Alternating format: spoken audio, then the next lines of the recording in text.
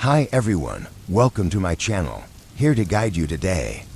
Many of you use these videos to relax or drift off to sleep, so before we begin, please like and subscribe to the channel. By the way, where are you watching from, and what time is it? Now, settle in, get comfy, and let's begin. My luck ran out the minute I stepped out of that coffee shop on Main Street. The brisk wind that blew down the empty street didn't belong in mid-May, and it made me glance at my watch like it could explain the sudden chill. It was 1997, Somerset County, Pennsylvania mid-afternoon, and I was supposed to meet my partner to go over some reports. My name's C. Porter, and I'd been on the force here for 9 years. In all that time, I'd believed Somerset was the kind of place where nothing happened. Petty crimes, drunk brawls outside dive bars, the occasional wandering stray, that was the extent of it. It was the type of town where you could set your watch by the monotony. Quiet, predictable, and frankly boring. At least, that's what I thought before that day. I wasn't a kid with big dreams growing up. I didn't imagine myself solving homicides in the big city or chasing criminals in high-speed pursuits. I just wanted to get by, to stay out of trouble. My dad used to say my smart mouth would get me nowhere, and maybe he was right. But what he didn't understand was that being sharp and sarcastic wasn't a flaw, it was survival in a place like Somerset. Being a cop wasn't my dream job, but it paid the bills and gave me something to focus on, something to stop me from thinking about why I never left this town.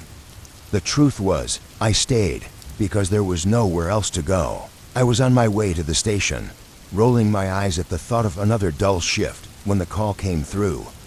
The radio crackled to life, breaking through the hum of my cruiser's engine. Dispatch to all units. Missing hiker reported near the old quarry. Last seen around the backwoods trails.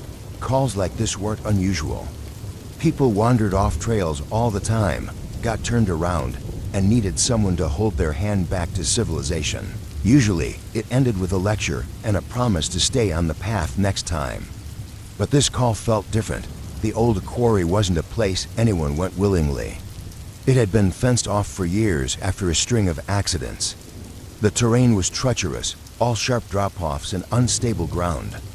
You'd have to be either clueless or reckless to wander in there. By the time I pulled up to the trailhead, the bad feeling in my gut had settled in. There was something off about this place that day. The woods loomed dark and heavy, the trees leaning toward each other as if whispering secrets. Frank, my partner, was already there, map in hand and a frown on his face. He was a solid guy, the type who could eat his weight in donuts and still outpace everyone else in a foot race. But today, even Frank looked uneasy. "Cal," he said, not bothering with a greeting, "this doesn't sit right. Kid's been missing for over a day, no sign of him. His family says he doesn't know a compass from a can opener, and there's no reason for him to be out here. We decided to split up." Frank took the perimeter while I headed deeper into the woods. The further I went, the quieter it became. No birds, no whine, just the crunch of leaves under my boots and the steady rhythm of my own breathing. That's when I found it. A pile of clothes, shredded and scattered, like someone had been yanked out of them. No blood, no signs of a struggle, just fabric hanging from the branches like a warning. I crouched down, examining the ground around the clothes, trying to make sense of it. "Frank," I said into my radio, keeping my voice steady. "I found something, looks like static." Then, faint and broken, Frank's voice came through. "Cal, you've got to. It's not." The radio went dead. I stood, my heart pounding. Frank didn't scare easily, and the fear in his voice was enough to set my nerves on edge. I tightened my grip on my flashlight, its beam cutting through the oppressive darkness as I made my way toward where he'd been searching. The trees seemed to press closer the deeper I went, their branches intertwining overhead like the ribs of some ancient beast. The air was too still, too heavy. Every step felt louder than it should, the sound of leaves crunching beneath my boots echoing in the unnatural silence. "Frank," I called, my voice swallowed by the stillness. Nothing. I kept moving, my pulse racing with every step. This wasn't my first missing persons case, but it was the first time I felt like I might end up as one myself. When I reached the clearing, I knew something was wrong. Frank wasn't there, but something else was. A body, or what was left of one, lay in the center of the clearing.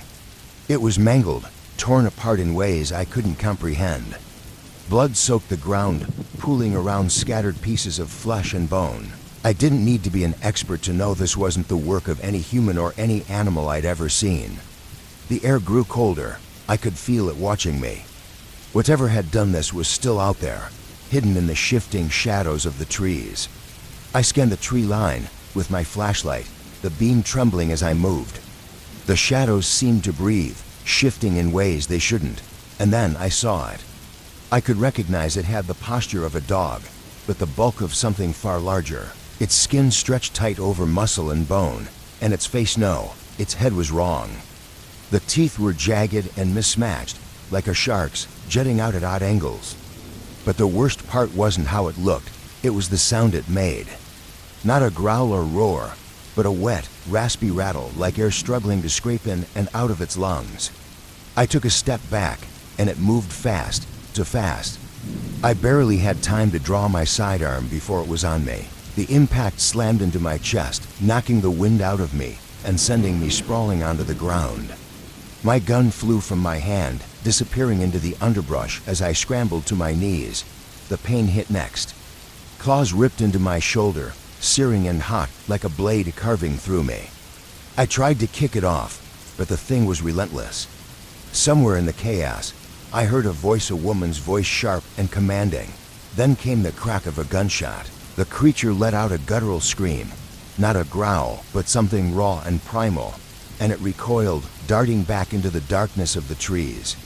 My vision blurred, and for a moment, I couldn't tell if it was the pain or the blood loss that made everything tilt. When I finally managed to pull myself up to my knees, I saw her.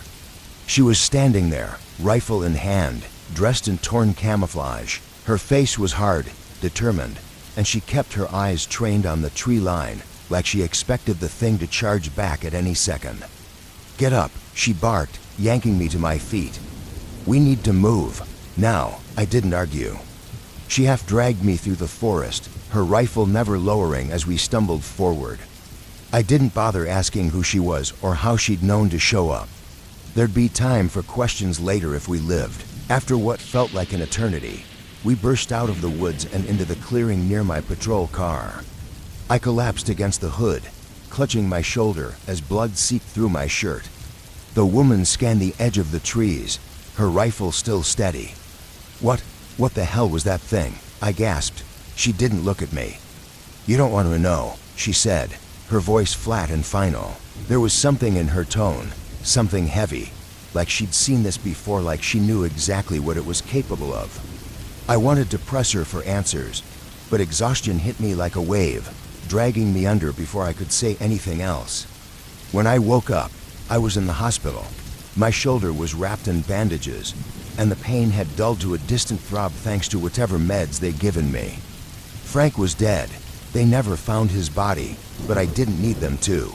I knew what had happened. That thing had taken him, just like it tried to take me.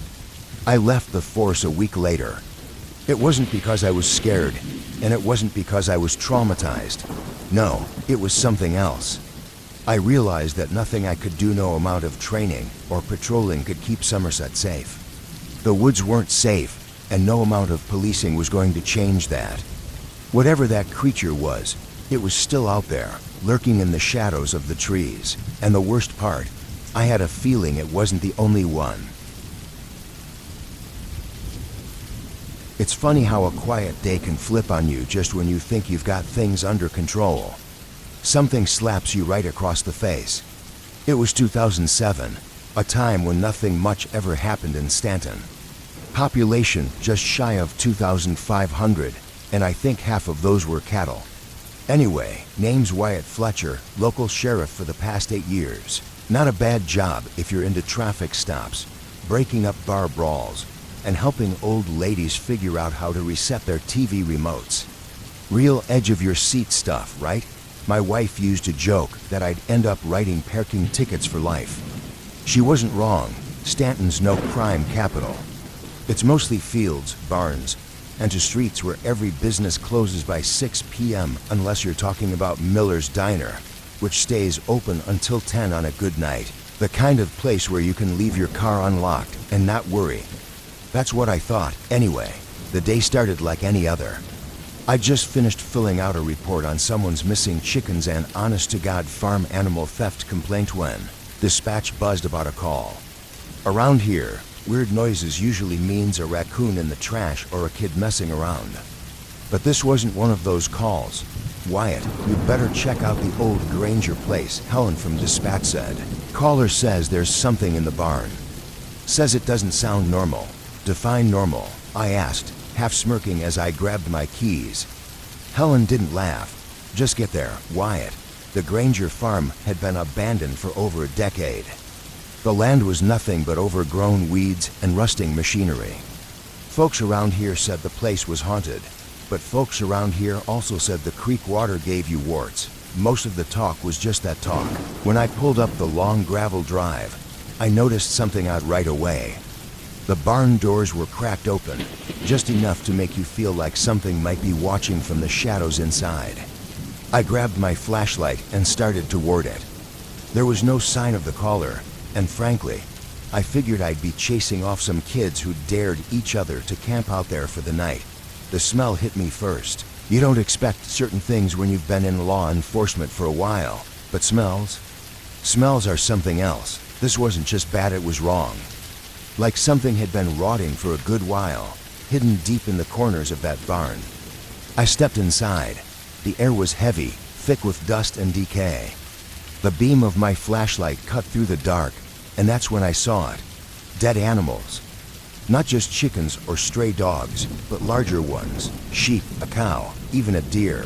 All of them torn apart in ways that weren't natural. Not cleanly, either. It was like something had ripped them open without a care in the world. A chill ran through me, and not because of the cold. I've seen enough dead things to know when it's an animal attack. This wasn't that. This was different. I heard something move in the shadows. Not a scuffle or the rustle you'd expect from an animal trying to hide. No, it was deliberate, a heavy drag, like something too big for its own body scraping across the floor. The rotten stench thickened, clinging to the back of my throat, and the hairs on my neck stood up like they sensed something my brain couldn't process yet. Who's there? I called out, my hand instinctively drawing my gun. That's when I saw it, or part of it. The beam of my flashlight caught a mass of matted black fur, hunched low over something in the corner. It was large, larger than any bear or wild animal I'd ever seen in these parts. But it wasn't just the size. It was the way it moved, the deliberate stop when the light hit it, as though it was thinking. The damn thing was thinking. I stepped back, my heart racing. Slowly, it lifted its head, and in that split second, I knew this wasn't a bear. No animal stares at you like it's calculating whether you're worth the effort. It snarled, or something close to a snarl, to low, to deep, like air forcing its way out of a hollow chest. I fired, not out of bravery, but fear. The shot echoed through the barn, but all I managed to do was piss it off. It lunged, impossibly fast for something so massive. I barely dodged, feeling the rush of air as it swiped past me, scattering old crates like they were toys. My brain finally caught up with my legs, and I ran full tilt out into the open. Outside, I could still hear it crashing around inside, slamming into walls and letting out furious, guttural noises. But it didn't follow me. I don't know why, and I wasn't about to stick around to find out. Helen, I yelled into my radio, I need backup. Something's not right out here. What do you mean, Wyatt? Her voice crackled back, calm and skeptical. I don't know what it is, but there's a thing in the barn that's killing livestock, and it could be dangerous. Wyatt, she replied slowly, are you sure it's not just some wild animal? It's not a damn animal. I shouted, cutting her off. There was a long pause. I could almost hear her trying to decide if I'd finally lost it. Maybe I had. I'll send Hank your way, she said at last. He'll be there in 20 minutes felt like a lifetime. I paced near my cruiser, gun still in hand, half expecting the thing to come tearing through the barn doors. But it didn't. When Hank arrived, he took one look at me, sweaty, pale, and still shaking, and raised an eyebrow. "Wyatt, you okay? What the hell's going on?" "You need to see this," I muttered, motioning toward the barn. We walked back together, Hank leading this time. I wasn't about to face that thing again without someone else to see it for themselves. The smell hit him first, and I saw the unease creep into his expression. But when we stepped inside, we both froze. It was gone. The animal carcasses were still there, scattered like trophies, but whatever had been in the barn had disappeared. There was no trail, no blood, no sign that it had dragged itself out. "Jesus," Hank muttered, glancing around. "What the hell did this?" I shook my head. "I don't know, but it's not here now. We filed the report as an animal attack. What else could we do? People don't believe in monsters." Hell, I didn't either, not until that day. I spent the rest of the week on edge, waiting for anything to turn up. But nothing did. No sightings, no bodies, no more dead animals. It was like the whole thing had been wiped clean, but I knew better. I knew the day was going to be rough when the donut shop ran out of glaze. That's the kind of omen that makes you wonder if you should just call it quits early. But no, I still had a job to do. Been at it for 12 years here in Craven Springs, West Virginia. Name's Billy Garber, small-town cop, born and raised. Craven ain't big, but it's home. You know, the type small enough that everyone's in your business. And if you don't wave to Mrs. Hill at the corner store, your mama will hear about it by lunch. Not much happens here except the occasional drunk at the mine or a bar fight at Rosie's. Lately, though, it had been too quiet. So when the call came in about something going down in the woods off Pike Hollow Road, I didn't hesitate. Figured it was just some kids messing around. By the time I got out there, the sky was a dull gray, like it couldn't decide whether to rain or just stay miserable. Pike Hollow Road wasn't much more than a dirt path cutting into dense forest, the kind of place you only go if you're hunting or hiding. Dispatch hadn't said much, just strange noises, which usually meant a spooked raccoon or a coyote. I parked my cruiser at the trailhead and stepped out, flashlight in hand. The woods were unusually quiet. No birds, no whine, just stillness. "All right, let's see what you kids are up to," I muttered, heading into the trees. It didn't take long to realize this wasn't kids playing a prank.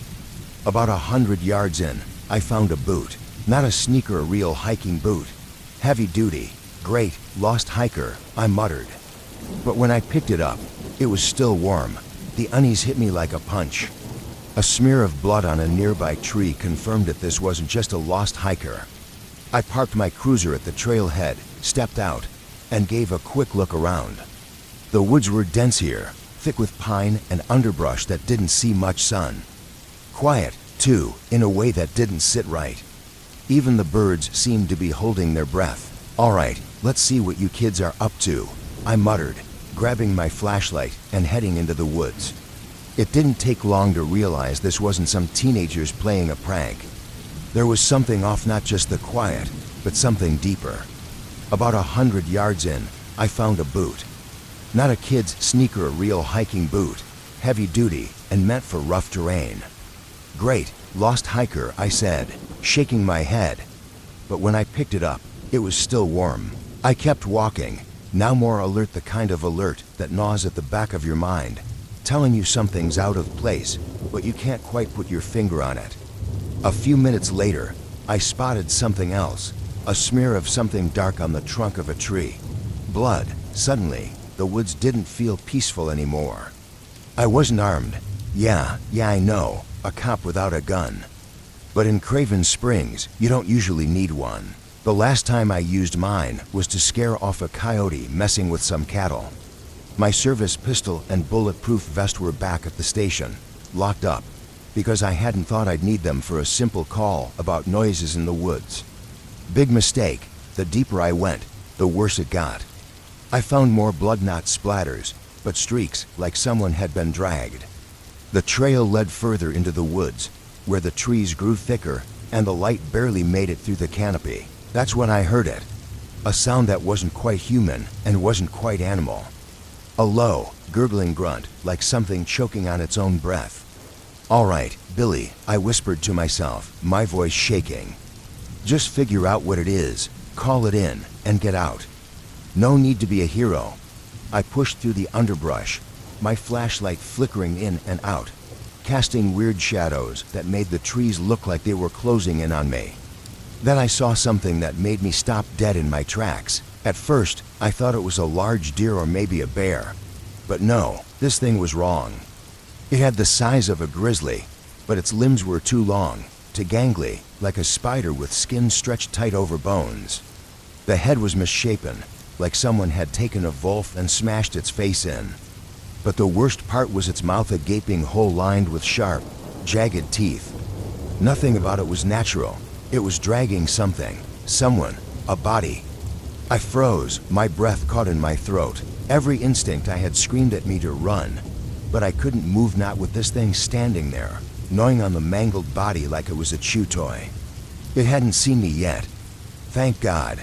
I slowly backed up, praying the crunch of dead leaves underfoot wouldn't give me away. That's when it looked up. For a split second, we locked. Not eyes, I didn't see eyes. Whatever it had, it knew I was there and it didn't like being watched. I turned and ran. I could hear it crashing through the woods behind me, its heavy footfalls shaking the ground. My heart pounded in my ears, my legs burning as I pushed myself faster than I ever thought possible. But I knew I wasn't going to make it. This thing was faster, stronger, and hungry. I made a split-second decision. I couldn't outrun it, but maybe I could outsmart it. Veering off the trail, I dove into a patch of thick brush and crouched down, holding my breath. The noise stopped. I sat there in the silence, my chest heaving, adrenaline surging through my veins. For a moment, I thought I'd lost it. Then I heard its slow, deliberate footsteps. It was searching for me, hunting me. I had to get back to the cruiser, back to something metal and solid. The radio. I could call for backup. I just needed to move without it hearing me. Crawling through the underbrush, I realized the sound of its footsteps was growing distant. Maybe it was giving up, or maybe it had found another victim. Either way, I didn't care. All that mattered was getting out alive. After what felt like an eternity, I finally made it back to the trail. The cruiser was still a ways off. I was about to make a break for it when I heard a scream. Not human, not animal, something in pain.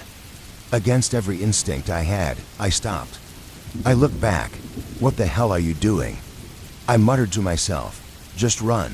But something made me freeze again. Maybe it was the thought that if I ran, I'd lead it back to town and someone else would get killed. Or maybe it was the fact that I'm a cop and it's my job to protect people. I don't know, but I turned back. The thing was standing over a body, thrashing like it was wounded, its chest heaving with each breath. There was another man, not dead, but barely clinging to life, sprawled out at the creature's feet. He had a hunting rifle slung across his back, and I realized in a flash what must have happened. He'd shot it. He'd actually wounded the thing. I didn't think. I just acted. Rushing toward the man, I grabbed the rifle off him and, without even aiming, fired a shot straight into the creature's chest. It screamed a high-pitched wail mixed with the gurgling of blood. It stumbled backward, collapsing into a heap of limbs and fur. It wasn't dead, but it wasn't getting up anytime soon. I dropped the rifle, shaking, and bent down to check on the man. He was barely conscious, bleeding from deep gashes across his torso. "You all right?" I asked, even though it was obvious he wasn't. He coughed, blood dribbling down his chin. "That thing," he managed to rasp before his eyes rolled back in his head. I looked at the creature, still twitching on the ground, its breath shallow.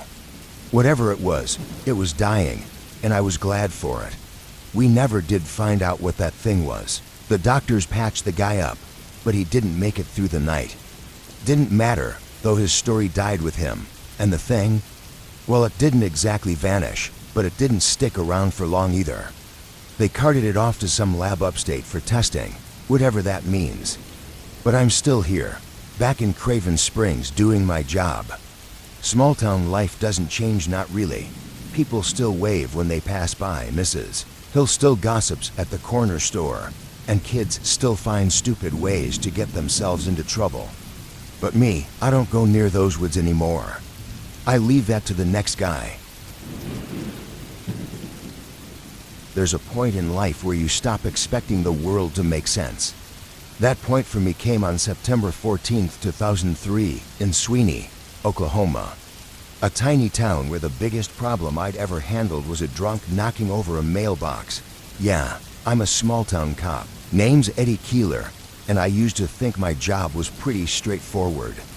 I grew up here. Always liked the kind of quiet where you can hear a screen door squeak from a block away. It wasn't a bad life. I had a daughter, Sarah, who I mostly saw on weekends. I used to joke that being a cop here was less about chasing bad guys and more about avoiding my ex-wife at the grocery store. It wasn't exciting, but I was fine with that. Until that day, I was on duty, nothing out of the ordinary, just driving around the outskirts of town. A lot of empty fields, run-down farmhouses, and the occasional pickup truck. You know the type. Then the call came in, crackling over the radio. Sheriff's office, we've got a situation near Old Kinley Road. Couple of kids reported something, over. I rolled my eyes. Probably a high school prank. Still, I had nothing better to do, so I flipped on the lights and headed over. It didn't take long. Old Kinley Road was a desolate strip of gravel, barely fit for a car, lined with barbed wire fences and fields no one had tended in years. You know those places where even nature seems to give up? This was one of those. I pulled up and saw two kids standing by the side of the road, pale as ghosts, teenagers. One was clutching a BMX bike. The other just fidgeted nervously. "What's going on, boys?" I asked, stepping out of the car. The kid with the bike pointed shakily. "We found something. Over there, in the trees." I followed his gaze to a patch of woods about 50 yards off the road. I wasn't too eager to go tromping through the underbrush, but I figured they'd found a dead animal or, at worst, an old vagrant who'd passed out. Grabbing my flashlight, I started walking toward the trees. "Stay here," I told the boys, mostly to make sure they didn't follow and complicate things. The smell hit me first, roadkill, but worse, thicker, somehow heavier. I pushed through the trees, my flashlight barely cutting through the dimness beneath the canopy. Tangled in the underbrush was the body. Now, I've seen dead people before. Comes with the job, but this was something else. The corpse was torn apart, limbs scattered, chest ripped open. It wasn't an animal attack. I knew that right away. Whatever did this wasn't looking for food. The way the body was shredded, it seemed like it was done out of rage, deliberate. I knelt beside what was left of the torso and noticed something even stranger: no blood. At least, not like you'd expect. The ground wasn't soaked. It was dry, save for a few splatters. Then I saw the marks on the trees. Deep, claw-like gouges ran up the bark, much higher than any animal could reach. I stood up, suddenly aware of how quiet everything was. No birds, no wind, nothing. Just me, the mangled body, and the trees. "Jesus Christ," I muttered under my breath. I wasn't armed that day. Yeah, dumb, I know. But in Sweeney, you never really needed to be. I fumbled for my radio, trying to keep my hands steady. "Dispatch, this is Keeler. I'm at the scene. We've got a..." I hesitated, swallowing hard. "We've got a body, torn up pretty bad. I need backup, now." There was a pause long enough for sweat to bead on my forehead. Finally, the dispatcher's voice came back. "Copy that, Keeler. Sending units. ETA 20 minutes. 20 minutes.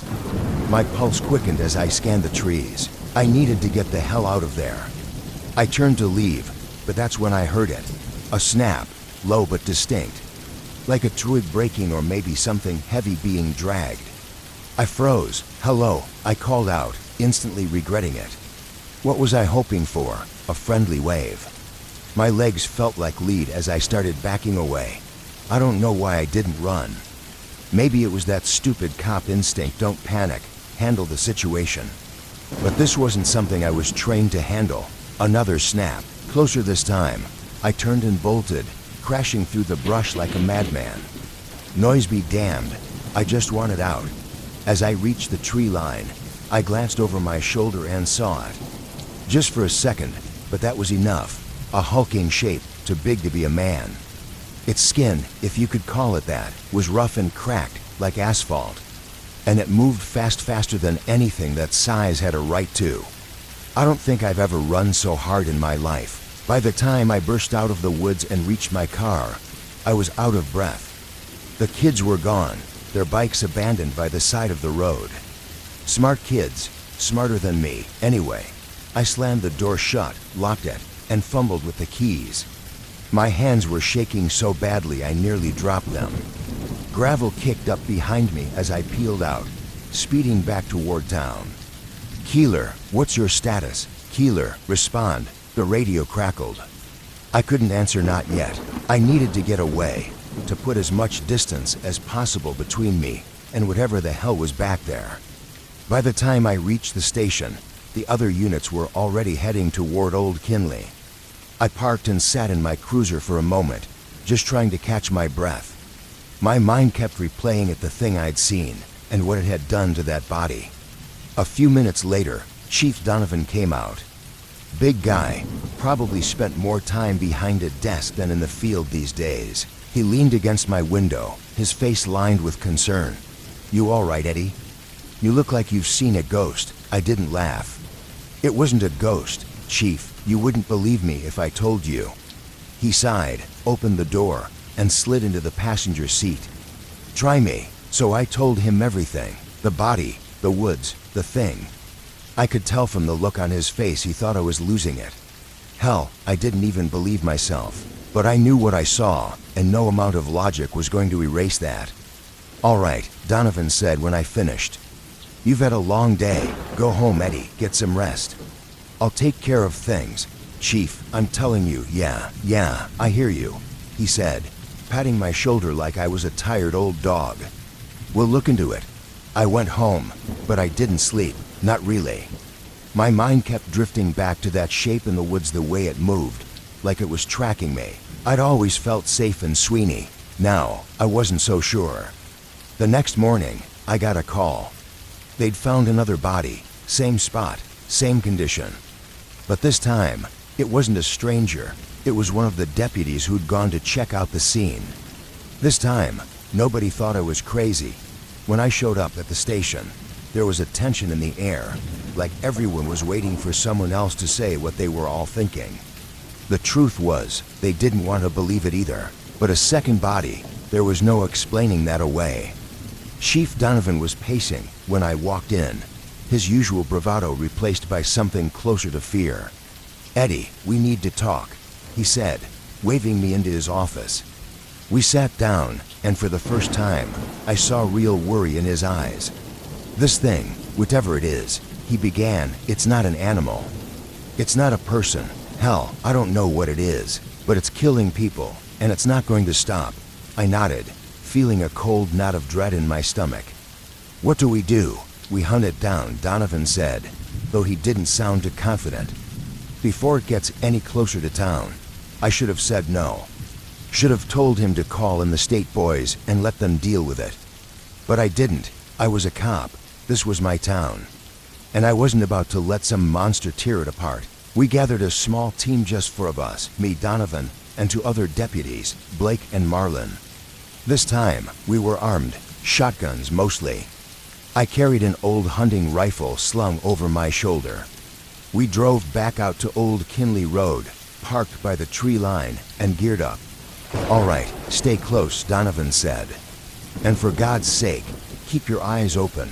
We moved into the woods, forming a loose line. The smell hit me again as we pushed deeper, the same rancid, metallic stench of decay, only stronger now.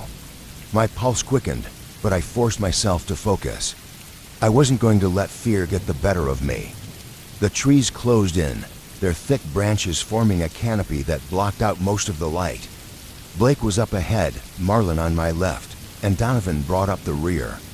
We moved slowly, deliberately, the only sound the crunch of leaves under our boots. "Keeler, you seeing anything?" Donovan's voice crackled over the radio. "Nothing yet," I whispered back, but I could feel it, that same sensation I had the day before. like eyes on the back of my neck. That thing was close. I could sense it. Suddenly, Marlin let out a yelp, followed by the unmistakable sound of something crashing through the brush. We all froze. Marlin, report. Donovan barked. No response. We rushed toward the sound, pushing through the dense foliage. My heart was hammering in my chest as I rounded a thick oak tree and saw Marlin's shotgun lying on the ground, bent in half like a cheap piece of plastic. There was no sign of him, just the same deep gouges in the tree trunks like the ones I'd seen before. My stomach dropped. Blake knelt by the shotgun, his face pale. What the hell could do this? I didn't have an answer. Donovan grabbed Blake by the shoulder and pulled him up. Stay together, he growled. We're not splitting up. We find Marlin, and we kill whatever did this. But even Donovan didn't sound too sure anymore. We pushed on, more cautious now. The deeper we went, the thicker the trees became, until we were in near darkness. My flashlight flickered, casting long, eerie shadows on the forest floor. Every snap of a twig made my nerves jolt. My finger was tight on the trigger, ready for anything, and then we heard it. A low, guttural sound, not like anything I'd ever heard before. It wasn't an animal. It wasn't human. It was deep, almost like a rumble, vibrating through the ground beneath our feet. Blake took a step back, his eyes wide. We need to get out of here, man, he whispered, panic creeping into his voice. I wanted to agree, but before I could say anything, the trees ahead of us exploded with movement. Something huge barreled through the underbrush, faster than anything that size had a right to be. I barely had time to raise my rifle before it was on top of us. Blake fired, but the thing was too fast. It slammed into him, sending him flying into a tree with a sickening crack. He didn't get back up, Jesus. Donovan shouted, unloading his shotgun into the creature.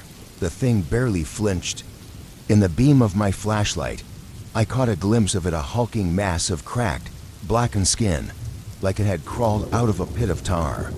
Its limbs were too long, its movements unnaturally fast and jerky, like it didn't belong in this world. I fired my rifle, the shot echoing through the woods. The bullet hit, but the creature barely slowed. It turned toward me, and in that moment, I knew I was dead. Then, out of nowhere, Marlin's voice rang out.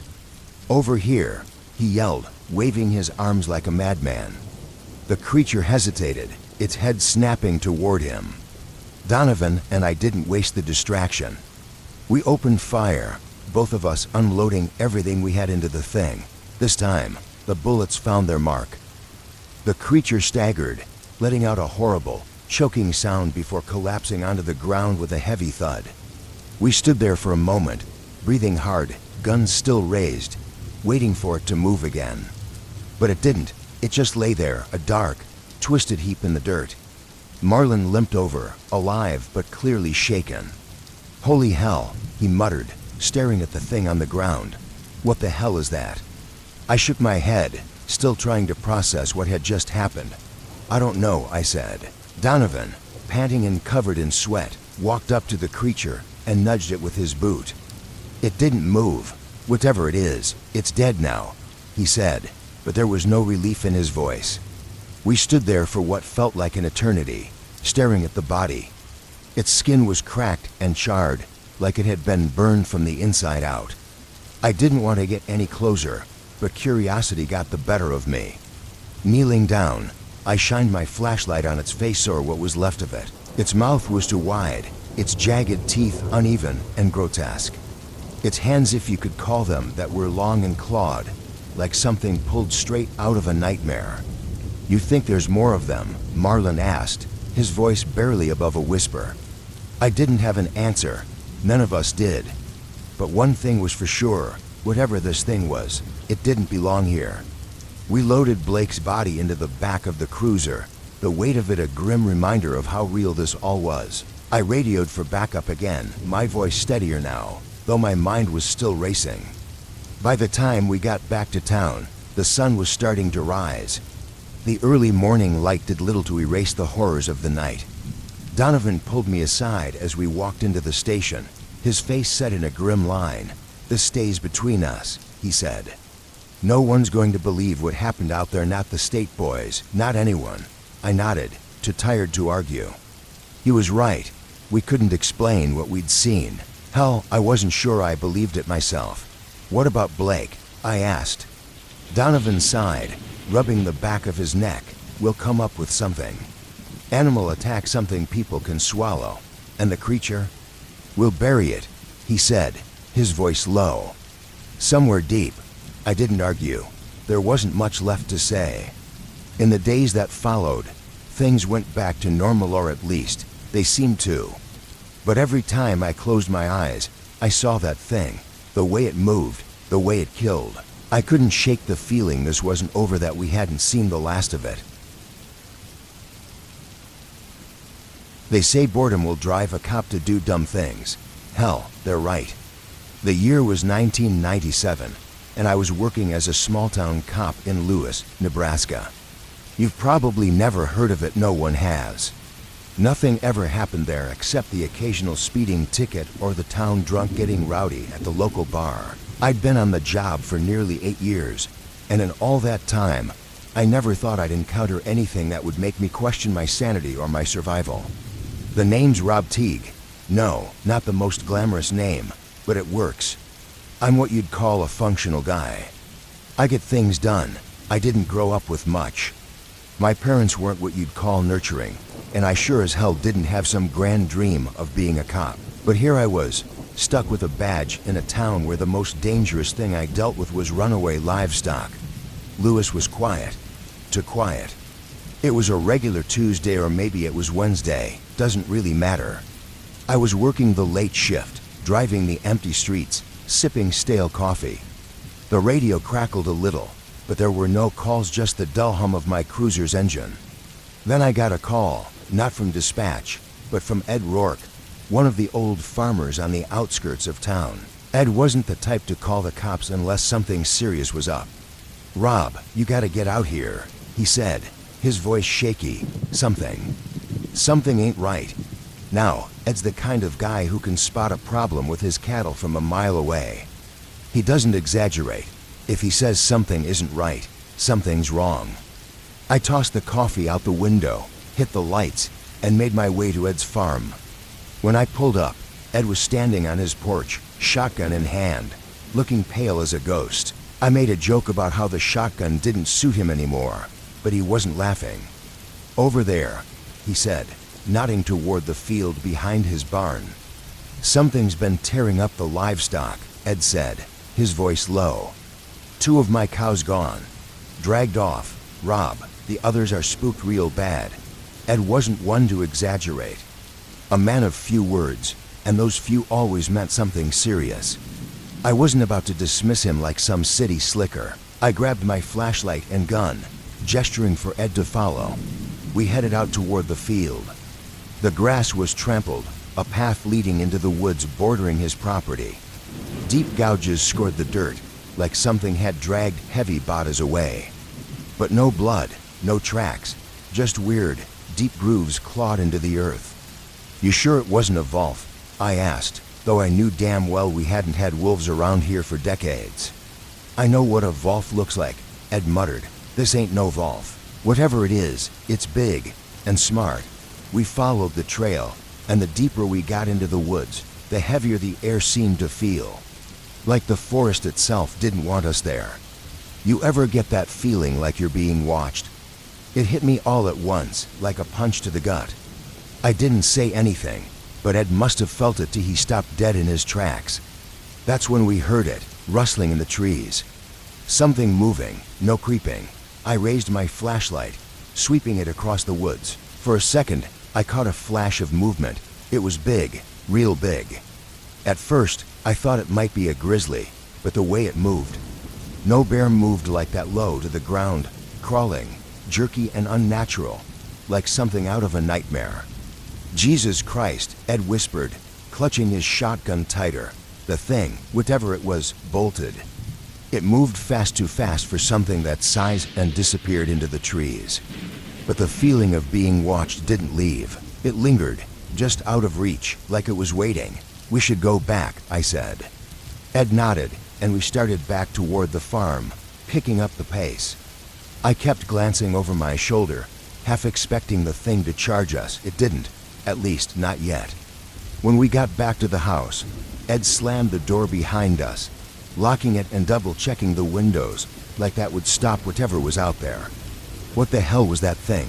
he finally asked. "I don't know," I said, and I wasn't sure I wanted to.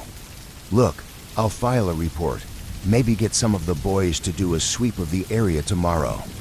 But you need to stay inside tonight." Ed just nodded, staring out into the dark. I left Ed's place and drove back to town, but the whole way I couldn't shake the feeling that something was wrong. It wasn't just because I'd seen something impossible, it was the way it moved, the way it felt like it was waiting. Back at the station, I sat down to write the report, but I didn't get far. How do you describe something like that? Unidentified large animal, possibly a bear, yeah, right? No one was going to buy that. Just before dawn, the phone rang, another call. This time, it was Carol Winters, who ran the local diner. She was hysterical, babbling about how her son hadn't come home last night. He'd been out with friends, hiking in the woods near the old mill. "I'll head out there right away," I told her. By the time I arrived at the trailhead, the sun was just starting to rise. A few of the boys' friends were still there, pale and shaking. One of them, Mitch, was trying to explain what had happened, but he wasn't making much sense. We saw something," he stammered. "We thought it was a deer at first, but then it stood up." "It wasn't a deer." I pushed for details, but Mitch wasn't in any state to give a coherent answer. All I got was that something came at them from the trees, and they ran. But Carol's son, Jake, didn't make it out. He wasn't fast enough. I radioed for backup and began searching the area with a few other officers. The woods were thick, the trees casting long shadows that made everything feel claustrophobic. We spread out, calling Jake's name, hoping he was just lost or hiding. Then we found him, or at least what was left of him. His body was torn apart, like it had been caught in a shredder. There wasn't much left that was recognizable, just chunks of flesh and bones scattered across the ground. It was hard to believe this had once been a person. My stomach churned, but I kept it together. The others weren't so lucky. One of the younger officers puked right there on the spot. We didn't say much after that. Just packed up what little we could and radioed it in. There was no way to spin this. I couldn't call it an animal attack. Nothing I knew could do something like that. Not this cleanly, not this viciously. By the time we got back to the station, word had already spread through town. In small places like Lewis, news travels fast. People were scared, and rightly so. The rumor mill started churning, and soon everyone had their own theory about what was out there. But no one knew for sure. No one had answers. That night, I stayed up with my gun by my side, staring out the window of my apartment. Every little noise outside made me jump. Every creak of the floorboards, every rustle of wind. Then, around 3 a.m., I heard it. A low, dragging sound, like something heavy being pulled across the dirt. I didn't want to look, but I had to. Heart pounding, I slowly moved to the window and peeked outside. There, just at the edge of my porch, was something I couldn't quite make out. It was dragging one of the Bada's Jake's body across the ground, like it was nothing. I should have shot it. I should have done something, but I froze. Just stood there, watching as it disappeared into the darkness, dragging its prize with it. Then, just like that, it was gone. The feeling of dread lifted, and everything went quiet. The next morning, I called in sick. No one questioned it. I've never been one for long-winded intros, so I'll keep this simple. It was 2003, and I was about 5 years into my gig as a small-town cop in Taylor County, Kentucky. You'd think a town this size would be mostly quiet, maybe the occasional drunk stumbling around or the odd petty theft. And for the most part, that was true, until it wasn't. My name's Logan Pratt, by the way, but that hardly matters. What matters is what went down one night in August. That night, I learned two things. 1, people don't always stay missing because they're dead. And 2, some things shouldn't be found. I didn't have a partner, not by choice. Budget cuts made sure of that. But truth be told, I never minded working solo. Less chance for someone else to screw things up. The night shift was mine.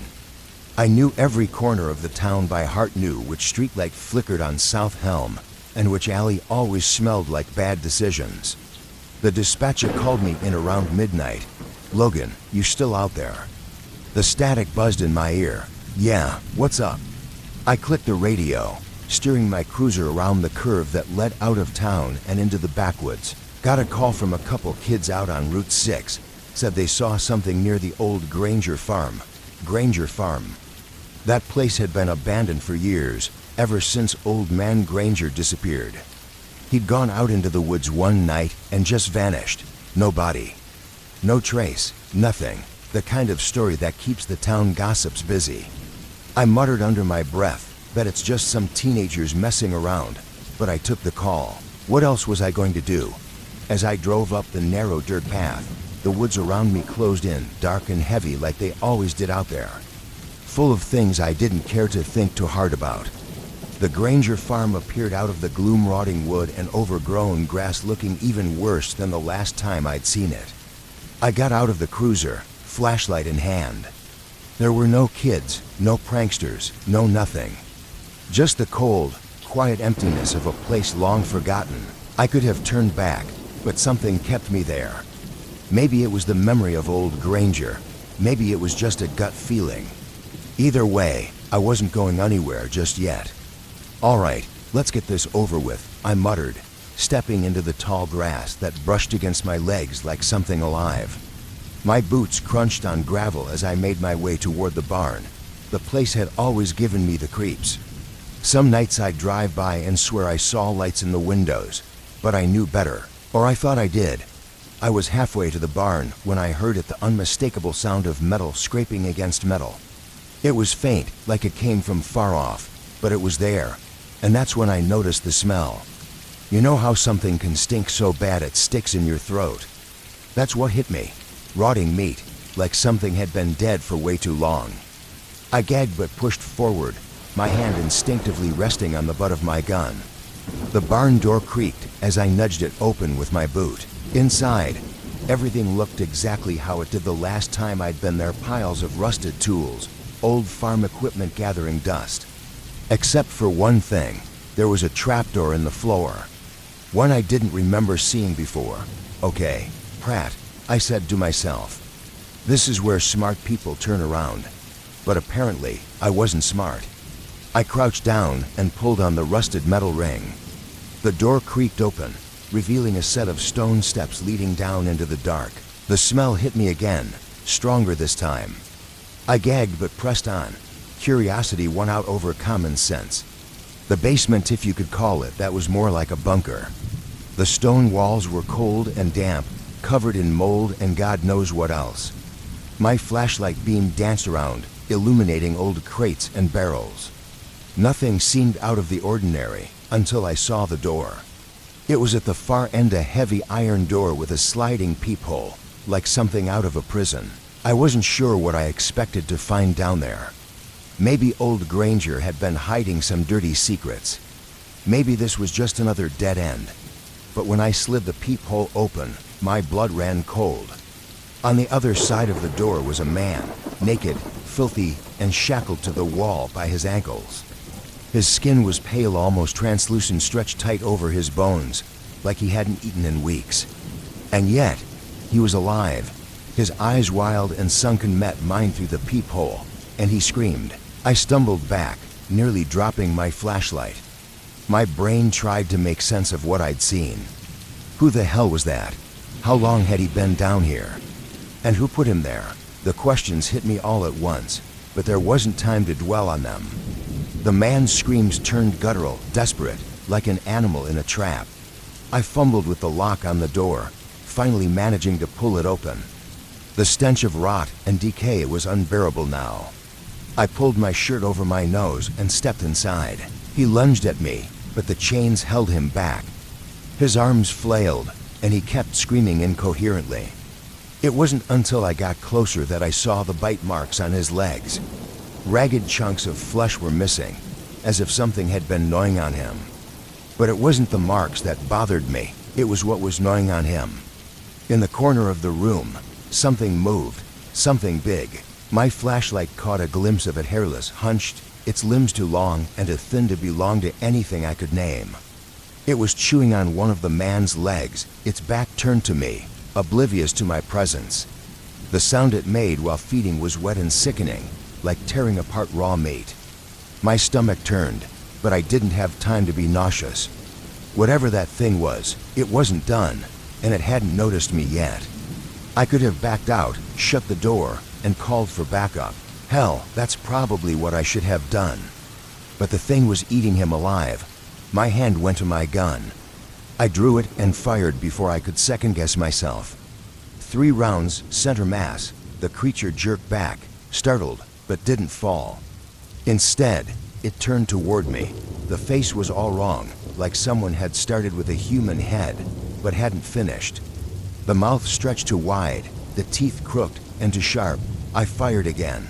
This time it dropped. I didn't stick around to check if it was dead. I ran to the man, pulling out my knife to cut him free from the chains. He was in bad shape, half-conscious, muttering something under his breath. I slung his arm over my shoulder and half-dragged him up the stairs. We barely made it to the cruiser when he started convulsing. His body thrashed, and foam bubbled at his lips. I tried to steady him, but there was nothing I could do. He was dying right there in my arms. "Hold on, man, just hold on," I muttered, trying to stay calm, but it was too late. His body went limp, and I could hear his last breath rattle out. I sat there in the dirt, covered in sweat and blood, with the dead man lying across my lap. The barn loomed behind me like some haunted relic. I didn't bother going back down into that basement. I didn't need to. Whatever I killed down there wasn't getting back up, but that didn't mean I was done with it. The thing had been gnawing on him for who knows how long. And God help me, I wasn't the first person to find it. There had to be more. I stayed there for what felt like hours, staring down at the lifeless body on my lap, my mind running through the sequence of events like a bad dream I couldn't wake up from. The thing in that basement, whatever it was, had been feeding on him for God knows how long. That much was clear, but what haunted me even more was the realization that someone or something had put him there. This wasn't just some random accident, this was deliberate. I radioed for backup, my voice steady despite the chaos in my head. "Dispatch, this is Pratt. I need immediate assistance at the old Granger farm. We've got a body, no make that too, possible homicide. Hurry." The silence from the woods pressed in around me as I waited, the only sound my own ragged breathing and the occasional rustle of leaves from the wind. My thoughts kept drifting back to the creature, the way its limbs were too long, too thin, the way its face had been distorted. Almost human, but not quite. I had no idea what that thing was, but I knew it didn't belong anywhere near people. The flashing red and blue lights cut through the darkness about 20 minutes later. Sheriff Wainwright climbed out of his SUV, his face a mix of confusion and irritation. He was always more bureaucrat than lawman, a man who liked his desk a whole lot more than the field. He wasn't going to like what he was about to hear. "Pratt, what the hell is going on?" He barked, approaching the scene with a cigarette hanging from his lips. He took one look at the dead guy on the ground and froze. "Jesus, I know," I said quietly, rising to my feet. "It's worse than it looks. There's another one in the basement or what's left of it." Wainwright's cigarette fell from his lips, forgotten. "Another what? I don't know," I replied honestly. "But it's dead too." Shot at myself. He didn't ask any more questions, just followed me back into the barn. By the time we made it to the trapdoor, I could tell he was already regretting coming out here. The stench alone was enough to make anyone rethink their choices. "Open it," Wainwright muttered, his voice tight with tension. I yanked the door open and descended the steps again, the sheriff right behind me. The creature's body was sprawled in the corner, its limbs twisted and broken from where it had collapsed after I shot it. Wainwright took one look at it and stumbled backward, nearly losing his balance on the steps. "What the hell? What is that?" he gasped, covering his mouth as the smell hit him. "No idea," I replied, keeping my flashlight steady on the thing. "But it was eating that guy upstairs, alive." He stared at me, wide-eyed, trying to process the scene in front of him. "Pratt, this is some next level." He trailed off, shaking his head. "We need to call in the feds. This ain't our jurisdiction anymore." I shook my head. "No, the feds will come in here, cover this whole thing up, and we'll never know what really happened. They'll bury it so deep no one will ever hear about it again. You got a better plan?" Wainwright shot back, panic edging into his voice. "Look at this thing. For Christ's sake, we're in over our heads." I stared at the creature's lifeless form. Its skin was gray, stretched thin over a skeletal frame that didn't make any sense. Its mouth hung open, showing those jagged, crooked teeth. And those eyes, it was almost human, but not quite. It had been alive, moving, thinking. This thing was no animal. "I say we handle it ourselves," I said. My flashlight caught a glimpse of it, hairless, hunched, its limbs too long and too thin to belong to anything I could name. It was chewing on one of the man's legs, its back turned to me, oblivious to my presence. The sound it made while feeding was wet and sickening, like tearing apart raw meat. My stomach turned, but I didn't have time to be nauseous. Whatever that thing was, it wasn't done, and it hadn't noticed me yet. I could have backed out, shut the door, and called for backup. Hell, that's probably what I should have done. But the thing was eating him alive. My hand went to my gun. I drew it and fired before I could second-guess myself. 3 rounds, center mass. The creature jerked back, startled, but didn't fall. Instead, it turned toward me. The face was all wrong, like someone had started with a human head, but hadn't finished. The mouth stretched too wide, the teeth crooked and too sharp. I fired again. This time it dropped. I didn't stick around to check if it was dead. I ran to the man, pulling out my knife to cut him free from the chains. He was in bad shape, half-conscious, muttering something under his breath. I slung his arm over my shoulder and half-dragged him up the stairs. We barely made it to the cruiser when he started convulsing. His body thrashed, and foam bubbled at his lips. I tried to steady him, but there was nothing I could do. He was dying right there in my arms. "Hold on, man, just hold on," I muttered, trying to stay calm, but it was too late. His body went limp, and I could hear his last breath rattle out. I sat there in the dirt, covered in sweat and blood, with the dead man lying across my lap. The barn loomed behind me like some haunted relic. I didn't bother going back down into that basement. I didn't need to. Whatever I killed down there wasn't getting back up, but that didn't mean I was done with it. The thing had been gnawing on him for who knows how long. And God help me, I wasn't the first person to find it. There had to be more. I stayed there for what felt like hours, staring down at the lifeless body on my lap, my mind running through the sequence of events like a bad dream I couldn't wake up from. The thing in that basement, whatever it was, had been feeding on him for God knows how long. That much was clear, but what haunted me even more was the realization that someone or something had put him there. This wasn't just some random accident, this was deliberate. I radioed for backup, my voice steady despite the chaos in my head. "Dispatch, this is Pratt. I need immediate assistance at the old Granger farm. We've got a body, no make that too. Possible homicide. Hurry." The silence from the woods pressed in around me as I waited, the only sound my own ragged breathing and the occasional rustle of leaves from the wind. My thoughts kept drifting back to the creature, the way its limbs were too long, too thin, the way its face had been distorted. Almost human, but not quite. I had no idea what that thing was, but I knew it didn't belong anywhere near people. The flashing red and blue lights cut through the darkness about 20 minutes later. Sheriff Wainwright climbed out of his SUV, his face a mix of confusion and irritation. He was always more bureaucrat than lawman, a man who liked his desk a whole lot more than the field. He wasn't going to like what he was about to hear. "Pratt, what the hell is going on?" He barked, approaching the scene with a cigarette hanging from his lips. He took one look at the dead guy on the ground and froze. "Jesus, I know," I said quietly, Rising to my feet, it's worse than it looks. There's another one in the basement or what's left of it. Wainwright's cigarette fell from his lips, forgotten. Another what? I don't know, I replied honestly. But it's dead too. Shot it myself. He didn't ask any more questions, just followed me back into the barn. By the time we made it to the trapdoor, I could tell he was already regretting coming out here. The stench alone was enough to make anyone rethink their choices. Open it, Wainwright muttered, his voice tight with tension. I yanked the door open and descended the steps again, the sheriff right behind me.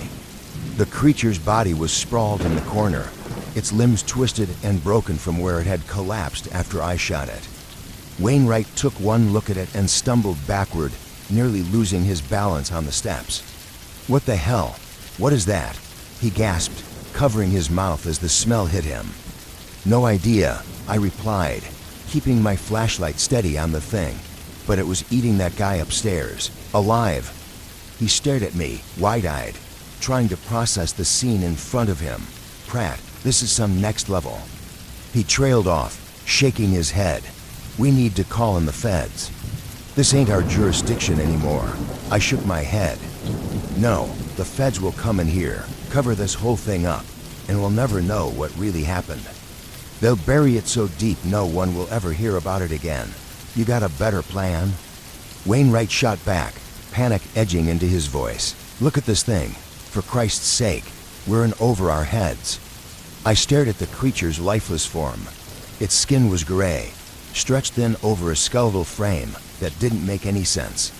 Its mouth hung open, showing those jagged, crooked teeth. And those eyes, it was almost human, but not quite. It had been alive, moving, thinking. This thing was no animal. I say we handle it ourselves, I said. I could tell she was already rattled, but I had to keep my cool. Stay here, I told her before heading toward the trail she'd pointed to. It was narrow, barely there, like it had been carved by animals more than people. As I walked deeper into the woods, I couldn't help but notice a sudden drop in temperature. It wasn't cold exactly, but it was like the air didn't move right. It was thick to thick for this time of year. About 10 minutes in, I came across their campsite. The tents both collapsed, but that wasn't what made me stop dead in my tracks. The ground around the site was drenched in blood, a pool of it so large I wondered how the hikers could have lost that much. The kind of scene you don't forget. But there were no bodies, none. Not a single sign of struggle, no signs of a predator. Just blood, the kind that told you whoever it belonged to wasn't getting up again. I crouched down, taking a closer look. The ground was uneven, like something had been dragged through it. The trail led deeper into the trees toward the ravine. I followed it. A sharp snapping sound echoed somewhere far ahead. I froze, listening, every muscle in my body tense as I reached for the weapon at my hip. Normally, I wouldn't feel the need to unholster my gun on a call like this, but this wasn't normal. The snapping sound came again, closer now, like someone or something was crunching through the underbrush with no regard for who might hear it. Then silence. I stayed low, stepping lightly, my breath held as I moved toward the source of the sound. The trail of blood widened until it reached the edge of the ravine, a steep drop that I hadn't seen in years. From up here, you could see the river below, its banks slick with mud and God knows what else. But that's not what caught my eye. It was the figure standing at the edge, hunched over something I couldn't quite make out. It looked human, but the posture was all wrong to animalistic, like it was more comfortable on 4 legs than 2. I stepped closer, weapon drawn. Police, don't move. It didn't listen. Hell, it didn't even flinch. The thing, it wasn't a man. Not anymore. Slowly turned its head just enough for me to see the shape of its face, or what used to be a face. The skin was stretched tight over bones that looked sharp enough to cut, its jaw hanging open as though it was broken. And the smell, Christ, it smelled like rot, like whatever it was hadn't been alive in a long time. I don't remember firing my gun, but I did. It didn't stop it. The thing lunged. Christ, I'm not supposed to use that word, but it was all I could think of at the time. The damn thing lunged at me, moving so fast I barely had time to sidestep before it barreled past, disappearing into the trees. I fell back, breathless, heart pounding in my chest. Whatever that thing was, it wasn't natural.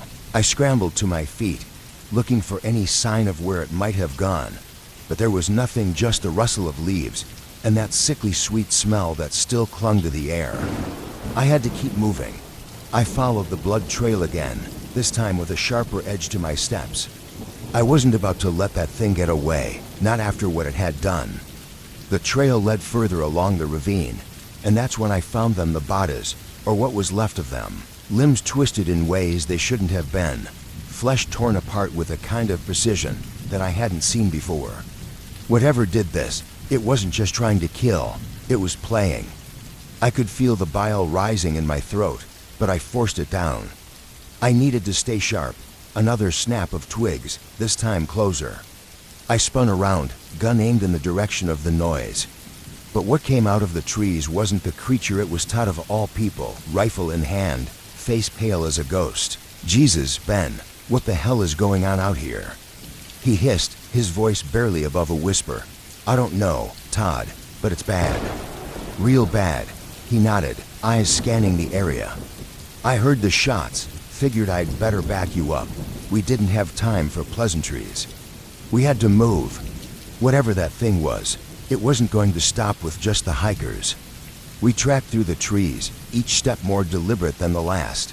The forest was silent now to silent. Even the birds knew better than to stick around. Then we found it. It was crouched low in a clearing, gnawing on what was left of one of the hikers, the blood still fresh on its teeth. Todd raised his rifle, and I did the same with my gun. But before we could fire, the thing let out a sound, something so low and guttural it made my chest vibrate. It charged again. This time we were ready. Todd's shot hit it square in the chest, and I followed up with 2 rounds of my own. The creature stumbled, its body jerking as if trying to decide whether to fall or keep coming. But then, with one final horrible wheeze, it collapsed. For a long moment, neither of us moved. We just stood there, staring at the thing as if it might get back up again. But it didn't. "Jesus," Todd muttered, lowering his rifle. "What the hell was that?" "I don't know," I replied, my voice hollow. "But it's dead," and it stayed that way. For the first time since we'd arrived at Harper's Ravine, there was a sense of finality, a strange kind of calm that settled over the clearing. Whatever that thing was, it wasn't invincible. It could die. We made sure of that. We radioed it in, and by the time backup arrived, we had the scene cordoned off. The remains of the hikers were recovered, and the thing's body, what was left of it, was bagged and taken to the lab. I didn't stick around for the autopsy report. I didn't need to. Todd and I sat in the cruiser, the engine idling as we stared at the tree line. It was over. Whatever that thing was, it was gone, and that was enough for me. It started with a noise, a single sound that I might have brushed off any other day. But after a decade working in law enforcement in Trenton, Georgia, you develop a second sense about these things. It was 2003, around late afternoon, when the call came in, something about a disturbance deep in the woods near an old logging road, a place nobody really goes anymore. My name's Luke Harland, and I've been patrolling this small town since I can remember. Small town cop life isn't as glamorous as people might think, but I like the quiet. Until that day. The dispatcher told me some hikers had found something, a body, maybe, but the details were sketchy. People around here don't get themselves killed, not like that. Maybe a hunting accident, or some poor fool who tangled with a wild animal. But when I got to the scene, what I saw wasn't anything natural. I parked my cruiser on the side of the dirt road, and the hikers were waiting near the tree line, a couple of tourists, lost more than anything. "It's just down there," one of them muttered, pointing with a shaky hand. "I think it's a person."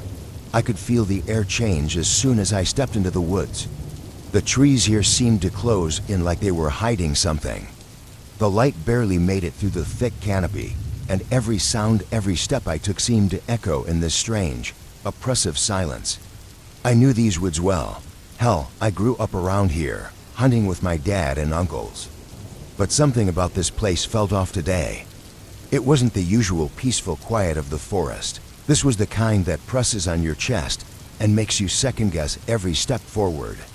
It didn't take long to find what they were talking about. There, in a small clearing, was what was left of a man. The body had been torn to pieces like something had ripped him apart. The first thing I noticed was how clean the wounds were, not jagged or messy like you'd expect from an animal. It was almost surgical, like someone or something had done this with precision. Now, I've seen my fair share of accidents, but this wasn't like anything I'd ever come across. I radioed it in, keeping my voice steady, but my hands were trembling as I clicked the mic back into place. I wasn't armed for something like this, not with just a standard issue sidearm and a flashlight. The hikers had left by then, not wanting to stick around. Smart move. As I crouched down to get a better look, I realized there was something in the ground near the body tracks, but not human. At first glance, they looked like animal prints, but not any I'd seen before. The prints were too large, too deep, and they had a strange shape, like a cross between a bear's paw and something with claws that could shred metal. My gut twisted, but I pushed the thought down. I had to stay logical. There was no sign of a struggle, no branches broken, no blood trail leading away. Whatever did this, it was fast, and it knew exactly what it was doing. My mind was racing through possibilities, none of them good. A predator this size would leave more evidence, more destruction in its wake. But there was nothing. I called for backup, but I knew it'd take a while for anyone to get here. This place wasn't easy to find, and most of the other officers were tied up dealing with some county nonsense back in town. I was on my own for now. I decided to follow the tracks. Maybe it was stupid, but sitting around waiting didn't feel right. Whatever did this couldn't be far, and I couldn't just leave it out here, not if it could hurt someone else. The tracks led deeper into the forest, and the further I went, the darker it got. I remember thinking that this wasn't like the woods I knew. Everything felt wrong, the smell of damp earth, the rustle of leaves that seemed to be coming from everywhere and nowhere all at once. About half a mile in, I found something else. A second body. This one was different though. Torn apart, sure, but it was fresher. There was still steam rising from the wounds, and the smell hit me like a punch to the gut. I had to fight the urge to turn back, but I kept pushing forward, my hand resting on the butt of my gun. I wasn't alone. I could feel it now, the way the hair on the back of my neck stood on end. Something was watching me.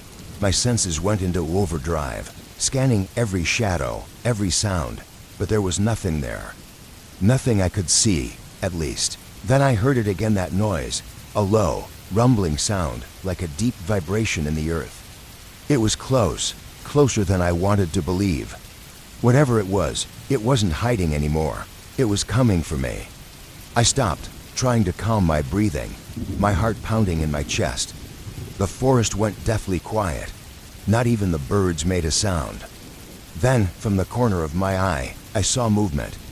It was fast to track, but I caught a glimpse. Something large, covered in matted fur, with limbs that didn't move like any animal I'd ever seen. Its shoulders were hunched, its head low to the ground as it moved through the trees like it owned the place. I raised my gun, aiming at the last place I saw it, but the thing was gone before I could get a beat on it. My hand was shaking now, but I held steady. My training kicked in, and I started backing up slowly, keeping my eyes on the tree line. I wasn't about to let it catch me off guard. Then it happened. There was a blur of motion, a flash of teeth and claws, and it was on me. I barely had time to fire before it knocked me to the ground, sending my gun flying into the brush. The weight of it pressed me down, claws digging into my arm. It was heavy, and the stench was overwhelming, like wet fur and rot. I managed to roll, grabbing for anything I could use to fight back. My hand closed around a broken branch, and I swung it with all the force I had left. The creature snarled, a guttural sound that reverberated through my skull, but the branch broke against its thick hide. It wasn't enough. The thing reared back, preparing to strike again, but I wasn't going down without a fight. In one desperate motion, I pulled my backup knife from my boot and plunged it into the creature's side. It let out a howl, staggering back, giving me just enough time to scramble to my feet. Blood, dark and thick, oozed from the wound. but it wasn't enough to slow it down. I didn't wait to find out what it would do next. I ran. I ran harder than I've ever run in my life, crashing through the trees, my lungs burning, my legs screaming with every step. The creature was right behind me, crashing through the underbrush like a freight train. Somehow, I made it back to the road, barely keeping my footing as I stumbled toward my cruiser. I slammed the door shut, my hands shaking so bad I could barely get the keys in the ignition. The engine roared to life, and I floored it, kicking up dirt and gravel as I sped back toward town. I didn't stop until I was back at the station, covered in mud and blood, my heart still hammering in my chest. I must have looked like hell, because the guys didn't ask many questions. They just sat me down, gave me water, and let me breathe. We went back the next day, more officers, better armed, but the woods were empty. The bodies were still there, torn apart just like I'd found them, but the creature was gone. I didn't stick around long. Something about those woods, about that place, felt wrong in a way I couldn't explain. The official report said it was a wild animal attack. They chalked it up to a bear or a cougar, but I know better. There's something out there in those woods, something that doesn't belong, something we're not supposed to see. I quit the force a month later. Not because I was scared, no. I've been in this job long enough to know fear, but this was different. You don't walk away from something like that and pretend it's normal. You don't go back to your regular life knowing that there's something out there that could tear you apart and leave no trace behind. But I never told anyone the full truth. Maybe because I knew they wouldn't believe me, or maybe because I didn't want to believe it myself. I moved to a new town, got a different job. Life's quieter now, more normal. But every now and then when I hear that strange sound just on the edge of hearing, I can't help but wonder if it's still out there somewhere, waiting. You know, when you're a cop in a town as small as Davisville, Oklahoma, you don't expect much. 1999 wasn't supposed to be any different, maybe the odd domestic dispute or a drunk driver swerving too much in a straight line. But what happened that night, I didn't expect that. Not even in a place where folks leave their doors unlocked, and the biggest excitement is a stray dog knocking over a trash can. The name's Max Calloway. I've been on the force for close to 12 years now, ever since I decided to leave Tulsa. Got tired of the city life, the noise, the people. Davisville was perfect, small enough to feel like home, quiet enough that you could hear the crickets at night without worrying about some drunk pulling a knife on you. You see, that's what I liked. No drama, no chaos, just peace. Well, at least it was. It was late. About 11 p.m. I was finishing up my usual patrol down County Road 37, one of those stretches of nothing that Oklahoma does so well. You know the type, no streetlights, no signs of life except for the occasional pickup truck rattling down a dirt road. Perfectly quiet. Then a call came through. Max, we've got a 10 to 37, possible missing persons. You're the closest. Head out to the old Anderson farm. Missing persons, I mumbled. Strange for around here. Davisville didn't have many people to go missing. Usually, it was just someone's kid who fell asleep in a barn after a long day playing hide and seek. But there was something in the dispatcher's voice attention I didn't like. Not one bit. The Anderson farm was about 10 miles from where I was, tucked away off a dirt road that didn't even show up on most maps. Abandoned for years, nobody had lived there since old man Anderson passed. And even he was half ghost by the time I started on the force. Kids would go out there sometimes to screw around, but I figured most of them had better things to do. When I pulled up, the air felt off. You ever get that feeling like the world's holding its breath, like something's waiting just around the corner? The moon was out, full and bright, but the light it cast wasn't comforting. It just made the place look more like a tomb, shadows stretching longer than they should have. A pickup truck was parked just outside the gate, lights off, door wide open, nobody inside. Fantastic, I muttered. Always the abandoned places.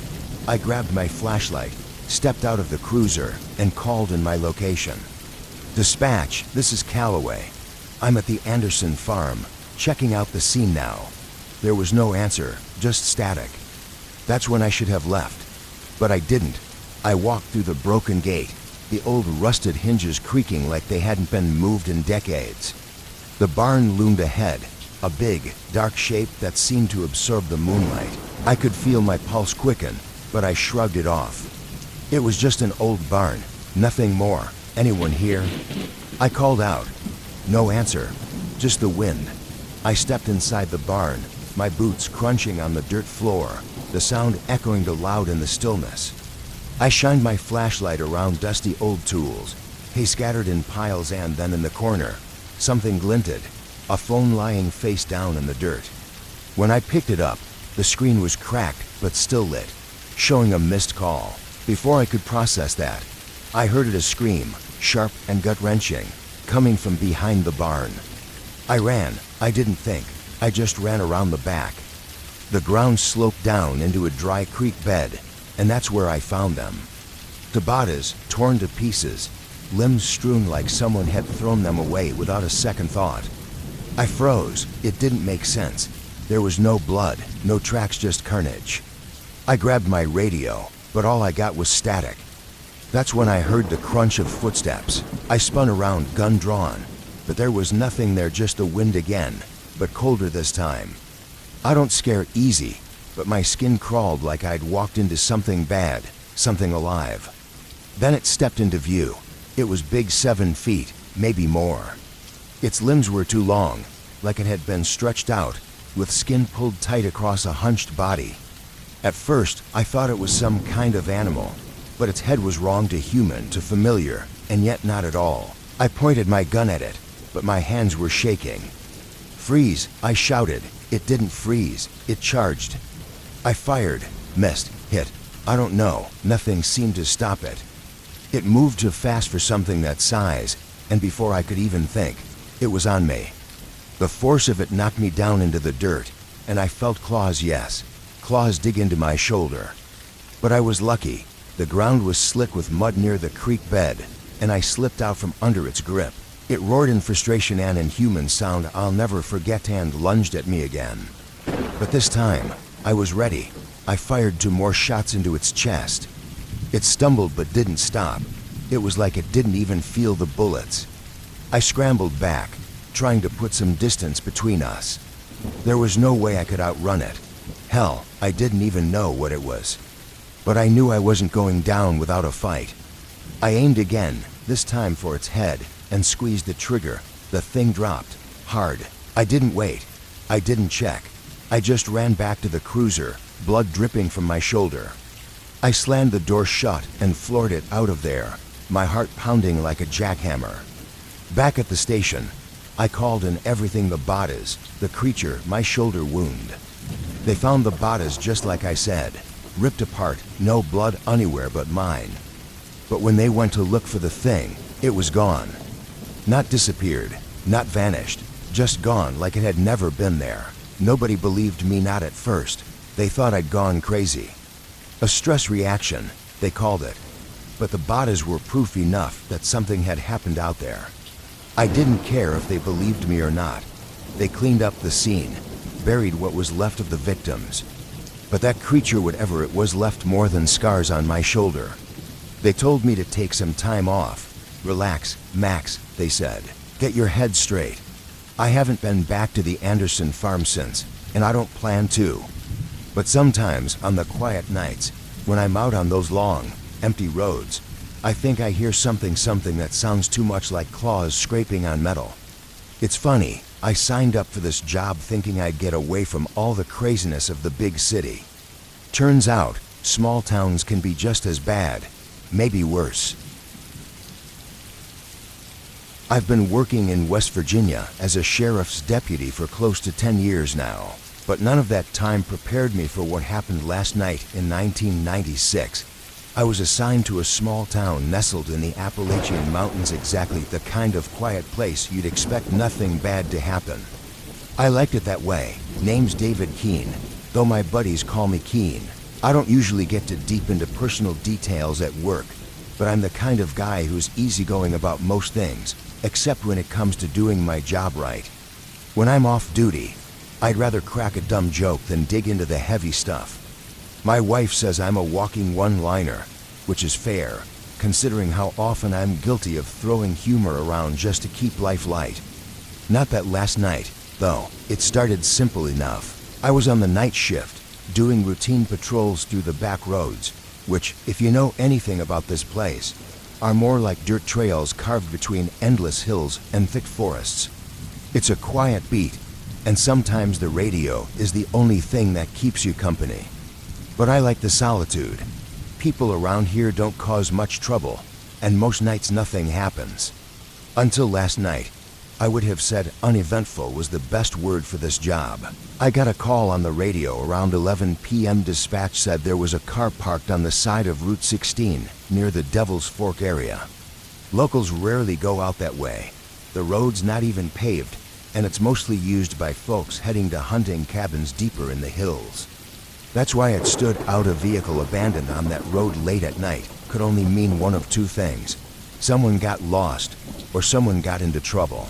I cracked a joke to dispatch. Maybe they broke down and ran off after realizing the Appalachian boogeyman wasn't just a campfire story. The reply came back with a chuckle, and I set off to check it out. I wasn't laughing long. I arrived at the scene about 20 minutes later. The car was an old Buick, looked like it had seen better days. Rust on the fender, cracked windshield, but nothing to suggest an accident. It was just sitting there, headlights off, engine cold. I ran the plates, and they came back to a guy named William Grady, a local name. I looked around, figuring maybe Grady had gone into the woods to relieve himself or find help.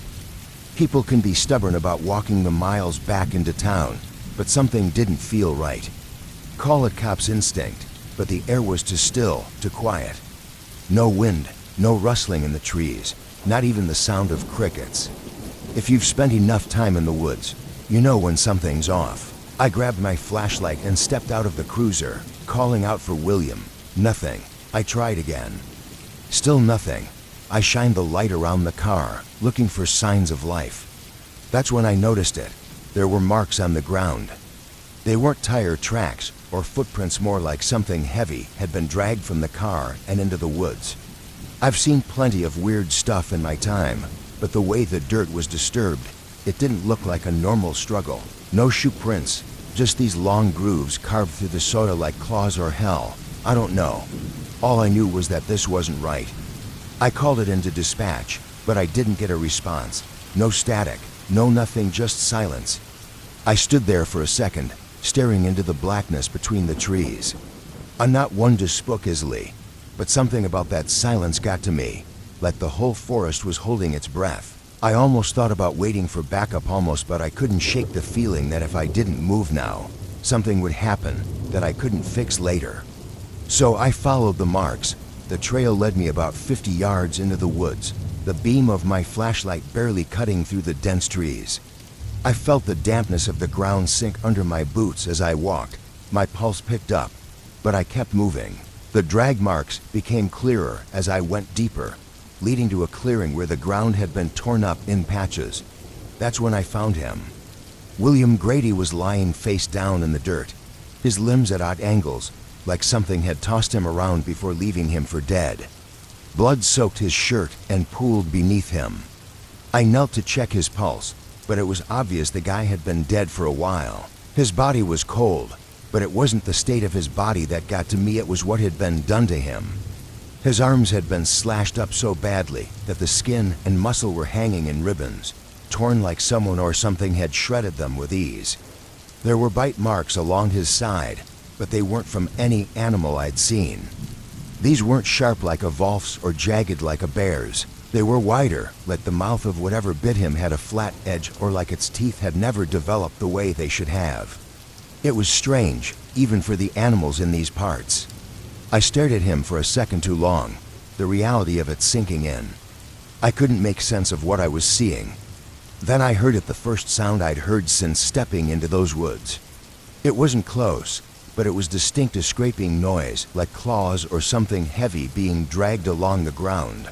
I felt my stomach flip, my breath catch in my throat.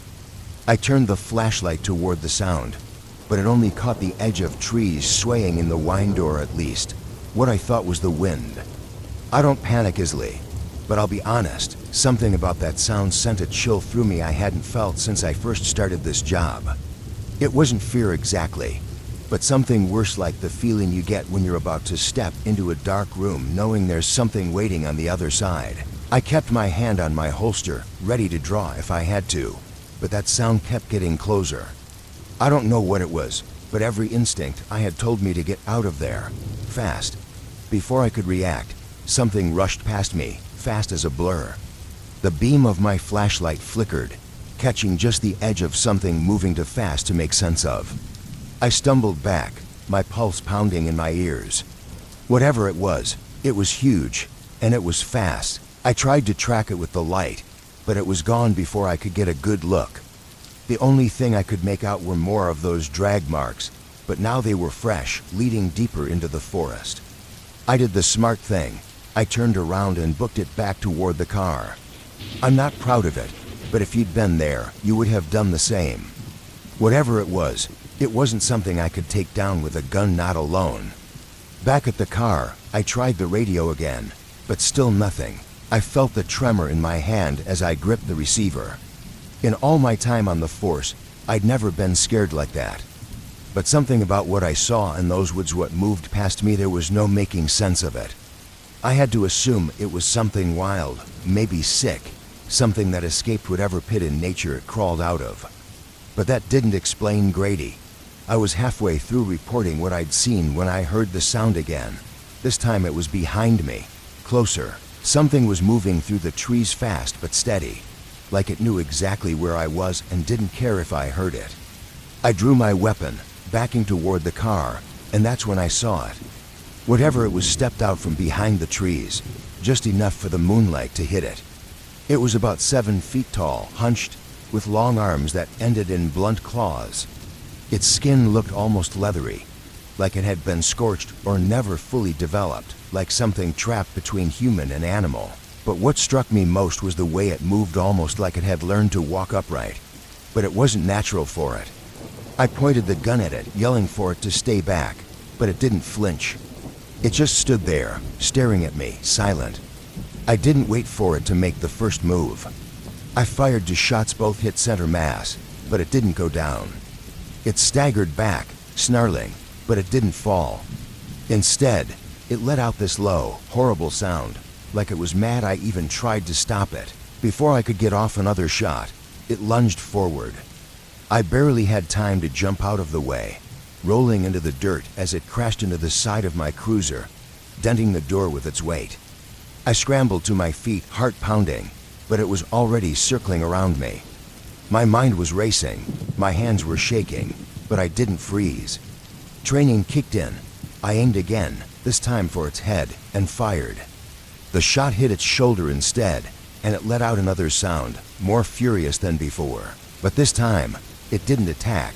It turned and bolted back into the woods, disappearing as quickly as it came, leaving nothing but those same drag marks in the dirt. We tried filing the paperwork as best we could, calling it an animal attack to keep things from spiraling. Officially, the report mentioned wild dogs or a bear, but those of us who were there that night knew better. We had an unspoken agreement to leave out the real details. No one would believe it anyway. A few days after the incident, the sheriff's department cordoned off Devil's Fork and nearby areas, setting up warning signs. People started avoiding the place, even the locals, who were usually too stubborn to pay attention to official warnings. But I couldn't shake the feeling that it was just the beginning. You don't see something like that and go back to normal life, not completely.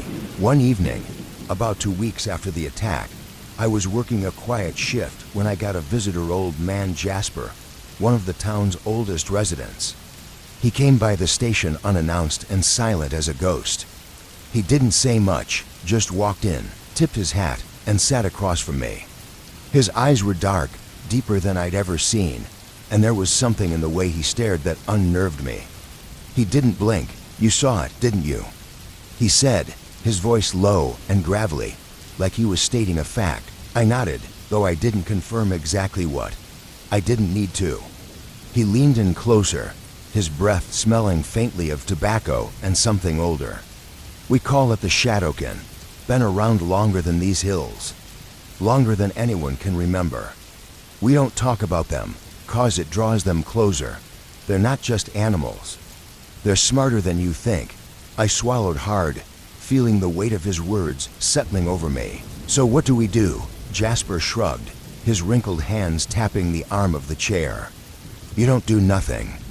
Stay out of their land, that's all you can do.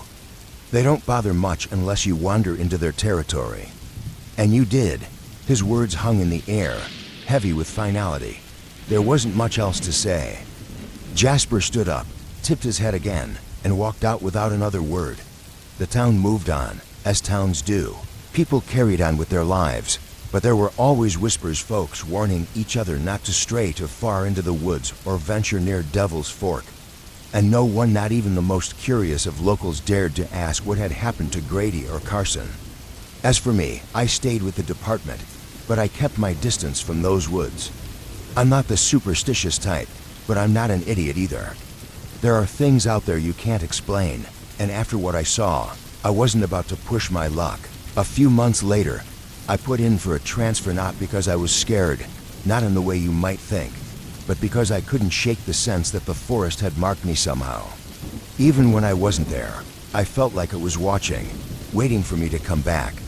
And that was enough for me to pack up and leave. The last time I drove past the Devil's Fork sign was on my way out of town.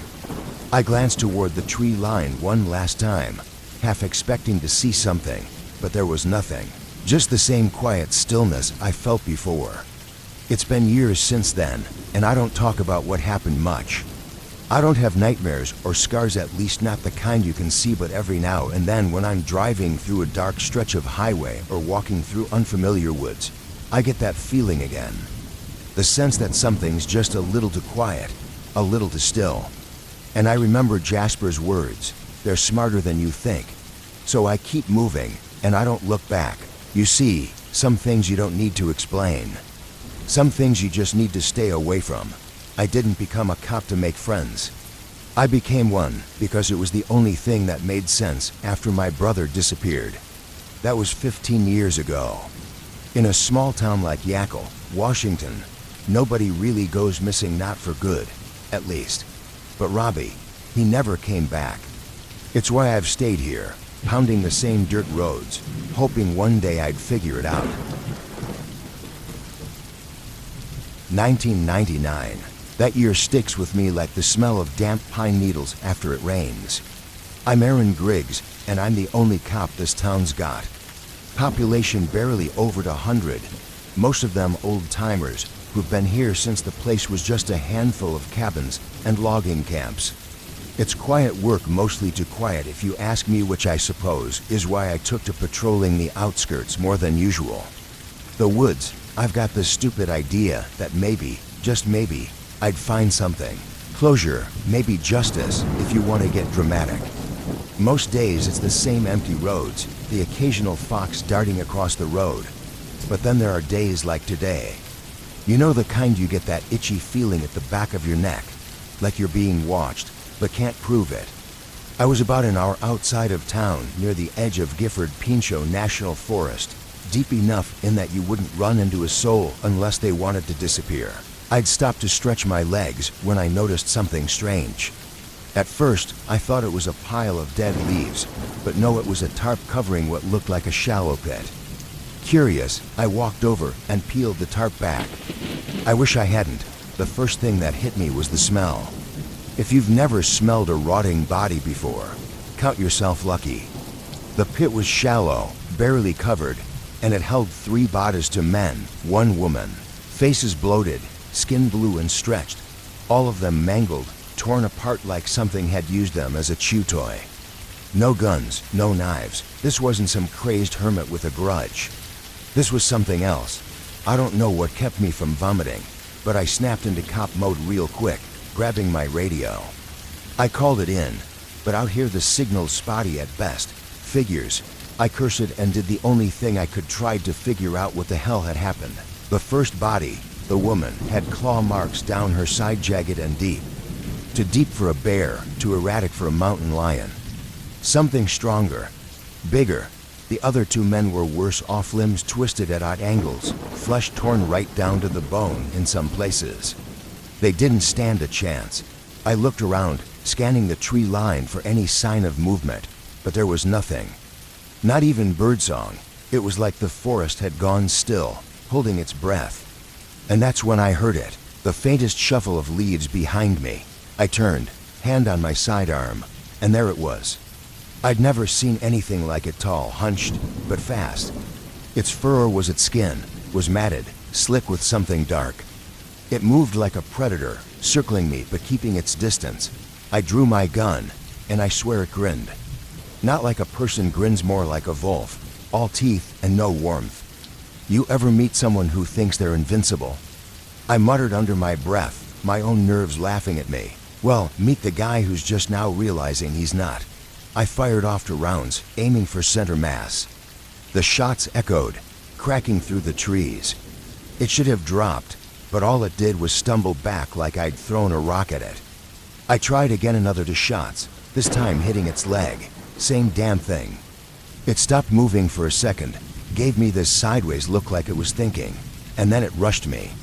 I scrambled back, but I wasn't fast enough. It was on me in a second, claws raking across my vest. Pain exploded across my chest, and I hit the ground hard. My gun slipped out of my hand, skidding across the dirt.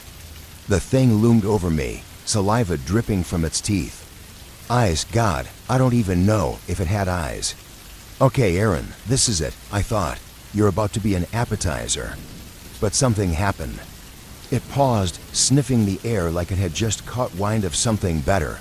I took the chance, kicking at its legs. It staggered back enough for me to crawl toward my gun. My hand found the grip just as it lunged again. This time, I didn't aim for its body. I aimed for its head. 2 more rounds, right into what I hoped was its brain. It howled, or at least made a sound that I felt more than heard, and collapsed on top of me. Heavy, still twitching. I rolled out from under it, panting, covered in sweat and something else. I pushed it off, and for a moment, I just sat there, staring at the thing. It looked like a bear, but not quite. Its limbs were longer, its face too narrow, too human. I didn't understand it, and I didn't want to. I got up, limping back to my truck, trying not to think too hard about the fact that it took 6 shots to take the damn thing down. My chest was on fire from where it had clawed me, and I could feel blood seeping through my shirt. But I had to get out of there. Had to call this in before anything else happened. The radio crackled to life just as I started the engine. This is Griggs. I'm going to need backup. Now, 2 hours later, I was sitting in the back of an ambulance, watching as Sheriff Corwin paced up and down the scene. His face was red, sweat trickling down his neck. I could tell he wasn't buying it. Hell, I barely believed it myself. You're telling me, he started, arms crossed, that some animal, what, a bear, attacked these folks and you just happened to kill it? I shrugged, wincing at the pain.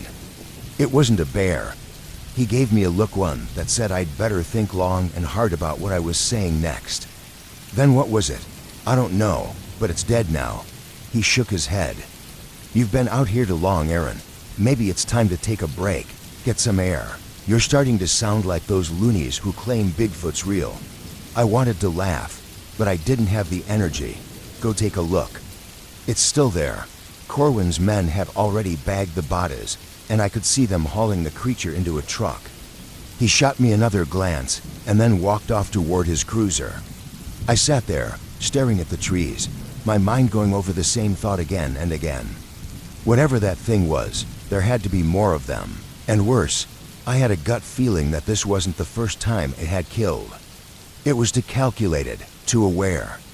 A paramedic tapped me on the shoulder. You're lucky, man. Those cuts missed your lungs by inches. Lucky, yeah. Let's go with that. I gave him a weak grin and let them patch me up. As I watched them finish loading the bodies, I felt that itchy feeling return, that same nagging sense that someone, or something, was still out there. Maybe it was nothing, just leftover adrenaline messing with my head. Or maybe, just maybe, that thing wasn't working alone.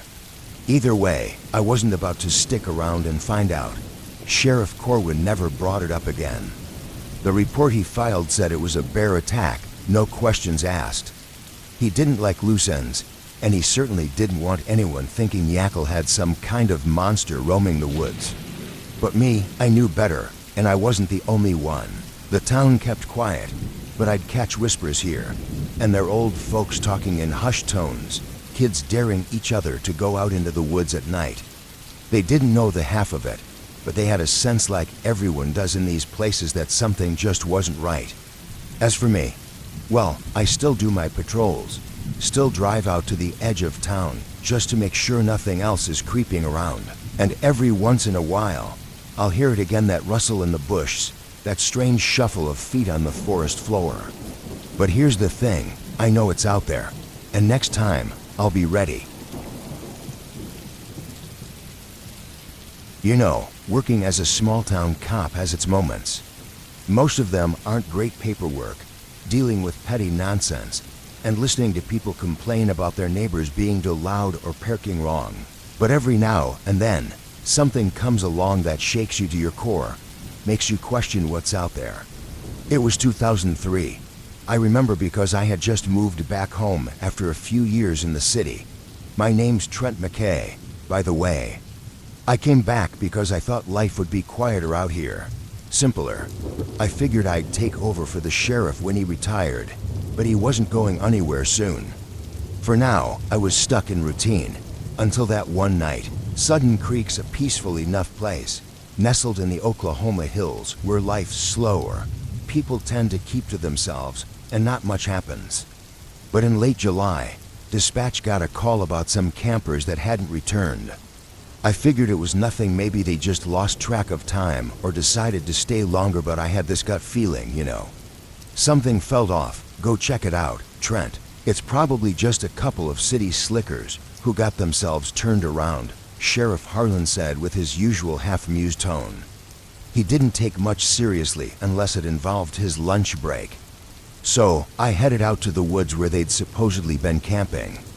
Sudden Creek Forest isn't the kind of place you get lost easily, but when you do, you're screwed. The trees here seem to close in on you, and there's a weird hush in the air, like everything's watching, or maybe I'm just getting old and paranoid. Anyway, I'm driving my patrol car down this narrow dirt road.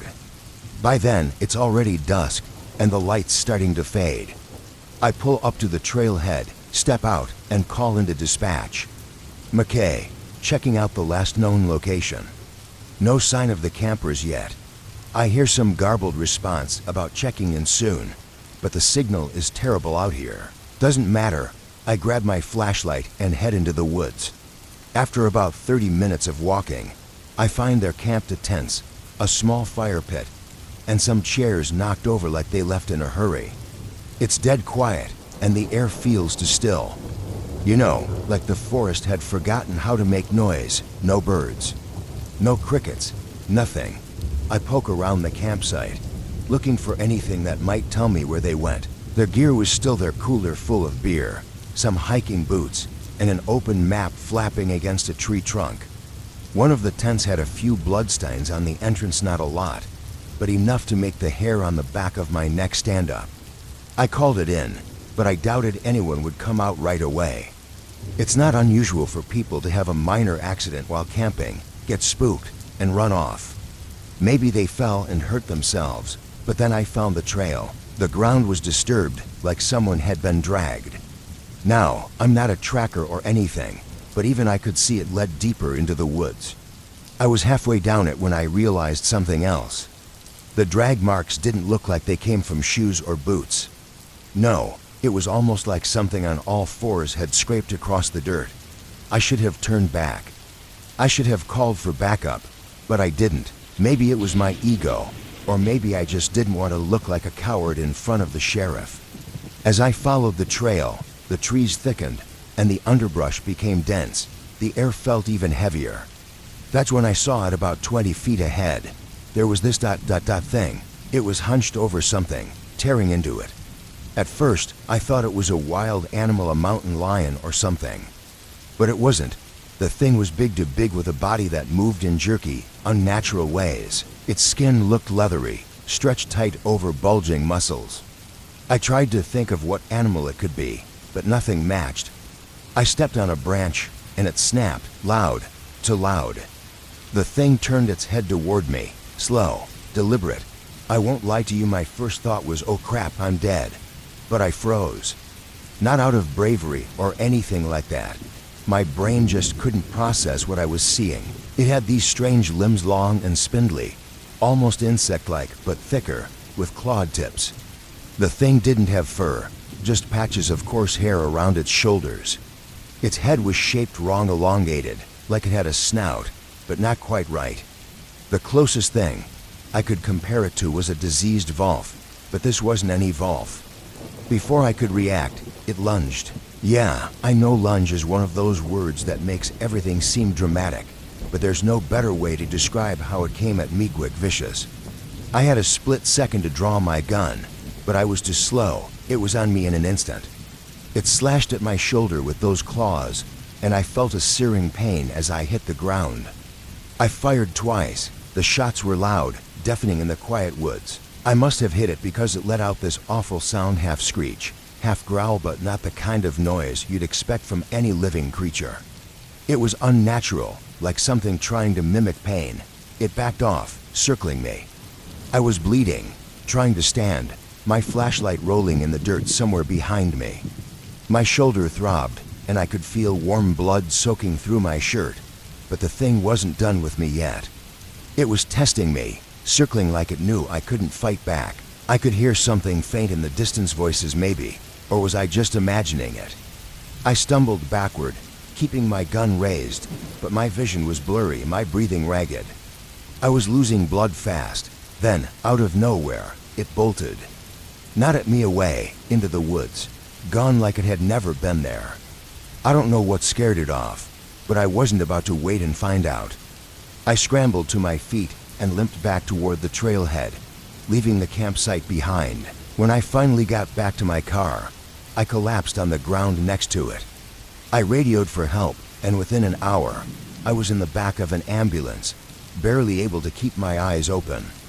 The medics kept asking what happened, but I couldn't explain it. How could I? I just kept saying it was some kind of animal attack. That's all anyone would believe anyway. They found the bodies of the campers a few days later, what was left of them, at least. They never officially said what killed them, but I knew. I never went back to Sutton Creek Forest. I didn't have to. Whatever that thing was, it was still out there, lurking, waiting for its next meal. And me, I kept my mouth shut. No one would have believed me if I told them the truth. Somehow, though, I think Sheriff Harlan knew. He never asked me about it after that night. Maybe he'd seen something like it before. Maybe he hadn't. Either way, he let it go, and so did I. The only thing left behind were the scars on my shoulder, and the memory of that thing standing there in the woods watching, calculating. That's all I could tell you, and I'm okay with that. It was supposed to be just another routine patrol. Small town, quiet roads, the kind of place where nothing happens, and everyone knows everyone. I've been on the force for, well, let's just say long enough to see things no one talks about. My name's Derek Coy, and back in 2003, something happened out here in Harriston, West Virginia, that never made it into any official reports. Small towns like ours, we keep things quiet. And sometimes, that's the only way we survive. That day was calm, almost too calm, now that I think about it. I was at the station, sipping on some cold coffee, the kind that tastes like the pot's been there since the Stone Age. Dispatch comes through the radio, a call out by Blackburn Woods. A hiker reported something strange, said he heard screams. Might be an animal attack or maybe some kids pulling a prank.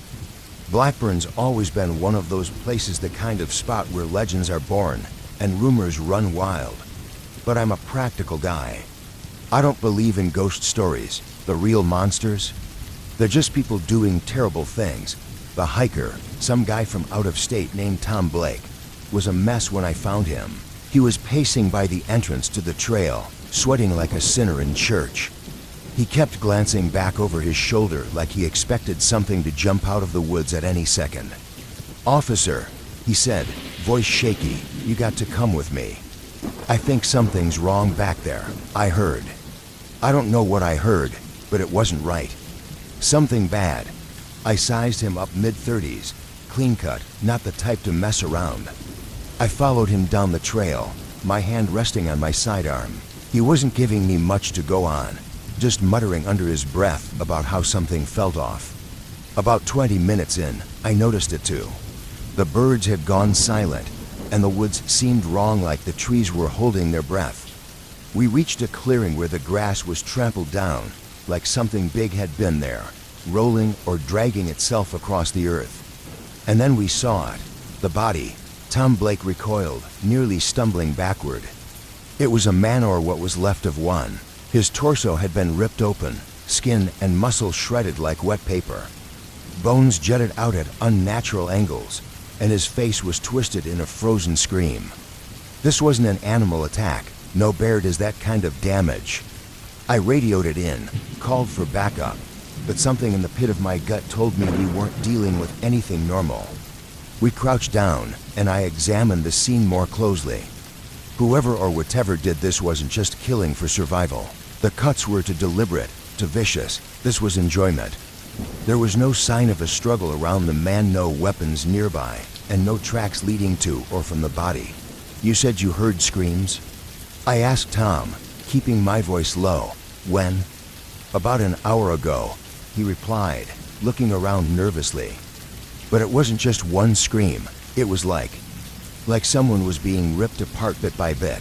I ran as fast as I could, but I didn't see anyone else. I wasn't sure if I believed him at first, but when I noticed his shoes were soaked in mud from the creek back on the trail, I knew he'd come from the direction of the body. We stayed there waiting for backup, and that's when I heard it. At first, it was faint, a low sound carried on the wind, almost like breathing, but not quite. It was too heavy, too deliberate. My heart started to race as I strained to hear. Tom's face went pale, his hands shaking. "You hear that?" I asked. "I'm not sticking around to find out," Tom stammered. "Whatever it is, it's close." He turned to bolt, but I grabbed his arm. "Not yet. You run. You might lead it right to us." I tried to think fast. Whatever was out there, it was still hunting, and if this thing wasn't done, we needed to be smart. I pulled out my flashlight and swept the tree line. Something moved just for a second, a shadow too large to be human darting between the trees. My breath caught in my throat. Then I saw it, brief but clear enough to make my skin crawl. It wasn't just an animal. The way it moved, it wasn't right. This wasn't some hungry wolf or coyote. It was something bigger, meaner, something that had no business being in these woods. "Derek," Tom whispered, his voice shaking. "We need to go now." I didn't argue. We started to back out of the clearing, my hand never leaving my sidearm. But we weren't fast enough. Behind us, a branch snapped, and then the ground rumbled like something massive was pounding its way toward us. The thing was running fast. "Run!" I yelled. We tore through the woods, not caring about direction, just trying to get as far away as possible. My radio crackled with static as I tried to call for backup again, but all I got was white noise. I'm not out of shape, but I swear those woods had never felt so endless. My legs burned, lungs screaming for air, but I didn't stop. Whatever was behind us, it wasn't going to stop either. I could hear it crashing through the brush like a freight train, its guttural breath hot on our heels. Then Tom screamed. I turned just in time to see him get yanked off his feet like a rag doll, dragged into the underbrush. The sound of his bones snapping was like gunfire in my ears. I ran toward him, gun drawn, but by the time I got there, Tom was already dead, his body torn to pieces. Whatever had taken him was gone, just gone. I backed away, trying to keep my breath steady, but the air felt thick, heavy with the scent of blood and sweat. My mind raced. This wasn't a bear. It wasn't a wolf. It wasn't anything that made sense, but it was out here, and it was hunting. I stumbled through the woods, back toward the road, my pulse hammering in my ears. I could still hear it, that thing circling somewhere just beyond the trees, playing with me like a cat with a mouse. It wasn't coming for me yet. It was waiting, watching. Finally, I broke through the tree line, collapsing onto the pavement as my backup arrived. They found me gasping for breath, covered in dirt and scratches. I tried to explain, but my words wouldn't come out right. I just pointed back toward the woods where Tom had died. What happened? They kept asking me, but I didn't know what to say. They never found Tom's body, not all of it anyway. What they did find was enough to send a shiver through the whole town, but no one talked about it. The official story, an animal attack, but I knew better. We all did. There was something else in those woods, something that was still out there. And every once in a while, someone else would go missing, and the same old rumors would start up again. Me, I keep my head down now, patrol the roads, stay out of Blackburn. I've told myself I'm too old to go chasing shadows, too practical for that kind of nonsense. But every time I pass the entrance to that trail, I can still hear Tom scream in the back of my mind. And whatever it was, it's still out there. No one believes me, but I know what I heard. I know what I saw. It wasn't a bear. It wasn't a wolf. It was something worse, something that shouldn't exist. They always say you get used to the quiet out here, but that's not true. The silence never feels natural, not when it stretches across miles of flat Kansas plains, broken only by the creaking of old fences and the faint rustle of wind through dry grass. It's 1996, and I've been a sheriff's deputy in this small town for 3 years. Name's Clayton Herrick. No one ever calls me Clay, though, except my brother. But he's been dead for 7 years. Cancer. Most people who come through this stretch of farmland don't stay long, and honestly, I can't blame them. There's nothing here but dust, barns, and the occasional lost traveler. Every so often, you get the ones who think they'll make it big in the city and pass through on their way out. But the place spits them out like it does everyone else. It was the first day I'd been on patrol alone in a while. Not much happens here, but we get the odd call now and again. Some kids vandalize an old barn, a cow loose in the middle of the road, that kind of thing. But this call was different. A farmer named Jim Bonner, someone I know too well, called in around noon.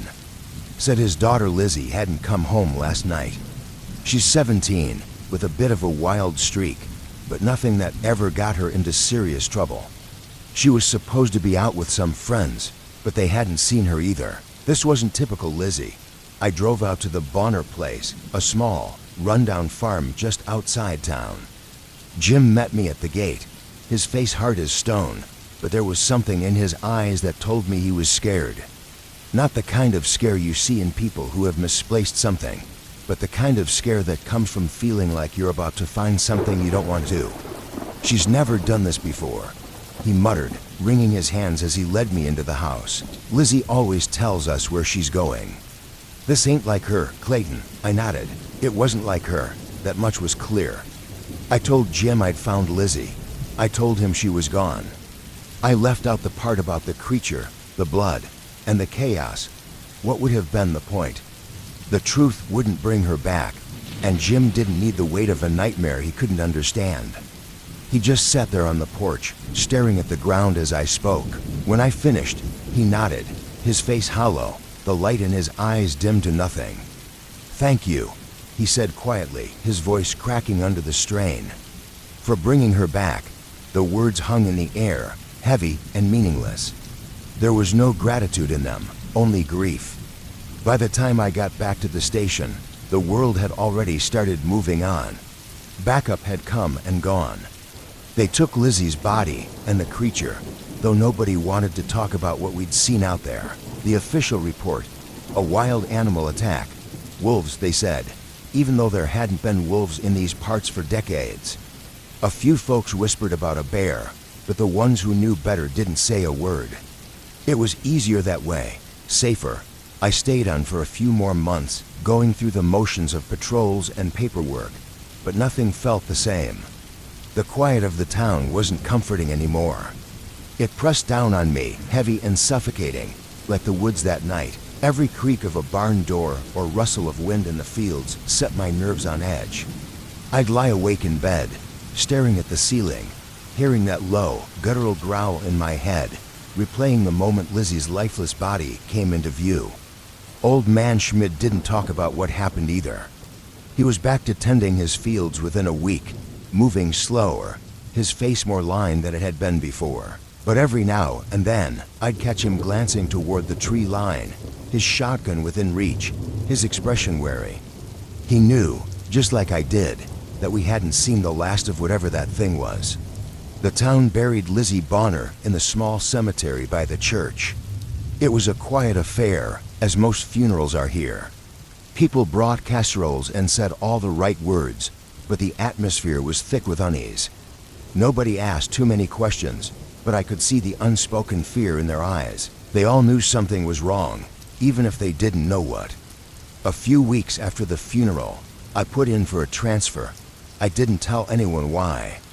I just said I needed a change of pace, but the truth was I couldn't stay. Not after that night. Not after hearing Jim's voice crack when he asked, why? I didn't have an answer then, and I still don't.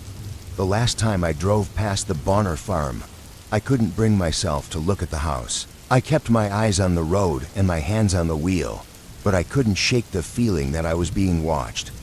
Not by Jim, not by anyone from the town, but by something deeper, older, and far more dangerous. Even now, miles away from that place, I still feel it sometimes.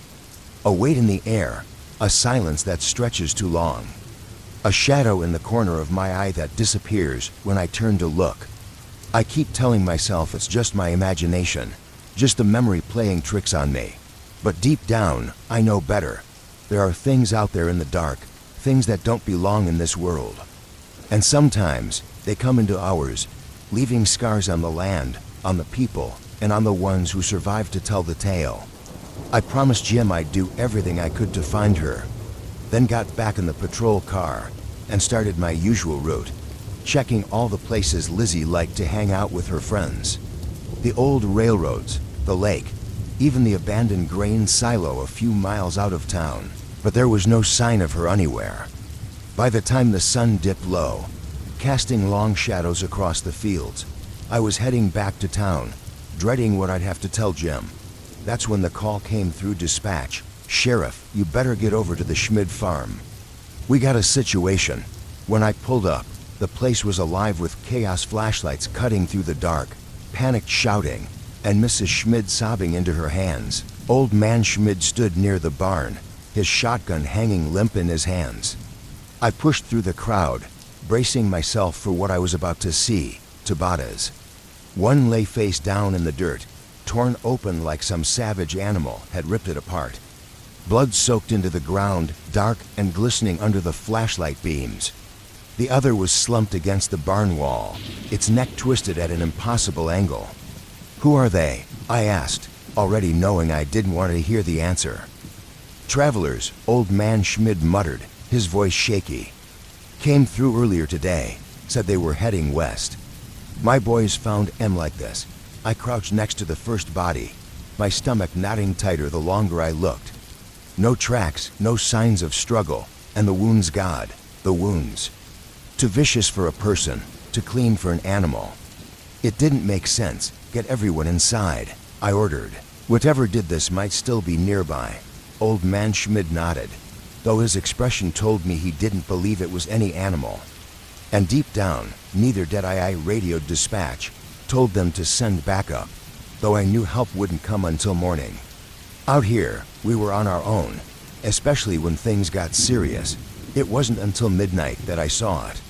A dark shape, barely more than a shadow, moving along the horizon with an unnatural speed. I drew my weapon and started toward it, heart pounding with every step. It slipped through the trees near the gully by the Schmid farm, and I followed, barely keeping it in sight. That's when I found Lizzie. Her body lay crumpled in the dirt, her pale face turned skyward, lifeless. Blood soaked through her clothes, and deep gashes marked her arms from shoulder to wrist. My knees buckled, and I dropped to the ground next to her. I reached for my radio with trembling hands, desperate to call it in, but a sound stopped me cold. Breathing, slow, heavy, and close. I turned, my gun raised, and saw it. Massive, covered in matted fur, with limbs too long and bent in ways that made my stomach churn. Its face, if you could call it that, was somewhere between a wolf and a nightmare, snarling as it crouched low, ready to pounce. I fired. The shot hit its shoulder, but it barely flinched. Before I could react, it was on me, claws digging into my skin as it knocked me to the ground. The air rushed out of my lungs, and for a moment, I thought it was over. Then a gunshot rang out. The creature recoiled, screeching in pain, and I scrambled to my feet, turning to see old man Schmid standing there, his shotgun still smoking. "Get up, boy," he yelled, reloading as fast as his shaking hands could manage. "It ain't dead yet." I grabbed my gun, adrenaline pushing past the pain in my chest. The creature started to rise, its movements jerky and wrong. Together, Schmid and I opened fire, hitting it again and again until it finally collapsed, twitching in the dirt. For a long moment, neither of us moved, just staring at the thing. "What the hell is that?" I asked, my voice raw. "Damn if I know," Schmid muttered, shaking his head. "But it sure ain't like anything I've ever seen." By the time backup arrived, the first pale light of dawn was creeping over the fields. The scene was grim. Lizzie, the two travelers, and the creature's mangled body lying in the dirt. No one asked questions. No one wanted to. The bodies were loaded into trucks, including the creatures, though I had a sinking feeling we'd never hear about it again. Things like this didn't stay in the public eye. They got buried, hidden in places where people didn't look. I drove back to Jim's place as the sun rose, my chest heavy with the weight of what I had to tell him. His face was lined with grief before I even said a word, as though he already knew. I told him the truth, or at least as much as I could. Lizzie was gone, and the thing that had taken her, well, it wasn't going to hurt anyone else. Jim didn't say much, he didn't need to. We stood there for a long time, staring out at the fields as the dry grass swayed in the wind. "It wasn't your fault," Jim finally said, his voice slow, almost resigned. I nodded, though deep down, I wasn't so sure. Maybe it wasn't my fault, but it was my responsibility, and that was enough to carry the weight of it. After that, there were no more disappearances, no more bodies, no strange creatures lurking in the shadows of the fields. But I knew better than to believe it was over. Things like that don't just happen once, and they sure don't vanish for good. Next time, there might not be someone like old man Schmid with a shotgun to save the day. But for now, that was it. No dramatic endings, no profound reflections about life or what it all meant. Lizzie was gone, and we killed the thing that did it. It was supposed to be an uneventful morning, just paperwork and a quiet day in Wilson, Missouri. Then dispatch buzzed in, shattering the calm. "Saul, we've got a missing hiker." Some campers saw his car at Pine Ridge, but couldn't find him in the woods. Pine Ridge, of all places, it had to be there. The kind of place steeped in local lore and eerie stories, strange disappearances, unexplainable noises at night. It wasn't something I believed in, but the place had a reputation. "I'm on it," I replied, grabbing my gear and heading out. By the time I reached the trailhead, it was nearing noon. The summer heat was oppressive, and the air clung heavy with humidity, the kind that made you second-guess every step. The car was still there, a beat-up old Honda Civic. I ran the plates. Danny Lambert, mid-30s, a contractor. According to his wife, he liked to hike alone when life got too stressful. His trunk held the usual: camping gear, some food wrappers, but no tent or supplies. Danny was still out there, somewhere. Two campers who had reported the car lingered nearby, their unease written all over their faces. "We heard something last night," one of them, Alan, said nervously. Sounded like screaming, but not like a person. My buddy said it was probably an animal, but I've never heard anything like it. I nodded, trying to reassure them. "Thanks for letting us know. Head back to town, all right? I'll take it from here." With backup unlikely to arrive anytime soon, I headed in alone. Maybe that was a mistake, but it wasn't my first time walking into something blind. The first few miles were uneventful, just the quiet hum of the forest and my own footsteps crunching through leaves. Every now and then, I thought I heard movement in the distance, but it was probably just deer or small game. Then I found it. Danny's tent, or what was left of it. The fabric was shredded, torn apart like paper, and the ground was a mess of drag marks, tracks, and blood. No sign of Danny himself. I crouched to examine the scene, my gut twisting tighter with every detail. This wasn't a bear attack. I'd seen enough of those to know the difference. The gashes were too precise, too sharp, like they'd been made by claws from something I didn't recognize. The blood trail led deeper into the woods. As I followed him, the trees seemed to close in around me, the shadows stretching longer and darker. The air grew heavier, thick with the kind of silence that makes you feel like you're being watched. And then I found him, or what was left of him. Danny's body was slumped against a tree, his torso ripped open as if by a butcher's hand. His arms were stripped of flesh, the bone exposed, and his legs, God, they weren't even there. I fought the rising bile in my throat, forcing myself to stay calm. I'd seen death before, but not like this. Whatever had done this wasn't just killing, it was feeding. I grabbed my radio, calling for the coroner, though I doubted they'd want to see this. Then I heard it, a low, guttural rumble from somewhere behind me. It wasn't far. I turned, gripping the handle of my sidearm, eyes darting through the trees, but nothing moved. Nothing but the whisper of the wind brushing through the branches. Still, I could feel it, that unmistakable sense of being watched. I tightened my grip on the gun, taking a slow step back from the body. Every instinct screamed at me to stay calm, to think clearly. If I could just make it back to the trailhead, call in reinforcements, we could deal with this. There had to be an explanation, maybe an animal, a predator no one had accounted for. Then I heard it, closer this time. A sharp crack, a branch snapping beneath something heavy. The sound of deliberate movement pushing through the underbrush. I didn't wait. I ran. My boots slammed into the dirt, heart pounding as the trees blurred around me. The undergrowth clawed at my legs, rain-soaked branches whipping across my face. Behind me, the crashing sounds grew louder, closer. Whatever it was fast, too fast. I could hear its weight breaking through the brush like it owned the forest. It didn't care about stealth anymore. My lungs burned as I pushed harder, adrenaline overriding every other thought except survival. I stumbled over a root, nearly falling, but caught myself and kept moving, blind panic propelling me forward. Finally, the trailhead broke into view, and I barreled into the clearing, skidding to a halt as I whipped around. Nothing, no movement, no sound. It was like the forest had swallowed whatever was chasing me whole. Soaked with sweat and rain, my breath ragged, I staggered back to the car, unable to shake the feeling that it was still there watching, waiting. Later that night, when I filed the report, I kept it brief. Danny Lambert, deceased. Cause of death, likely mauling by an unidentified predator. But I didn't write everything down. Not the part where I ran. Not the part where I knew something unnatural was hunting me. No one would believe me anyway. The coroner's words that night didn't help. This wasn't a bear, Saul, he said, his voice low. There's nothing in these woods that could have done this. He didn't need to convince me. I knew it already. The tent was in shreds, fabric torn to ribbons, like something with an edge far sharper than a bear's claws had slashed it apart.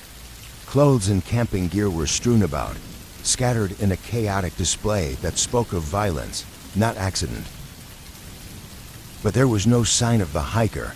I stepped closer, my flashlight's beam cutting through the misty rain, catching deep grooves in the mud drag marks.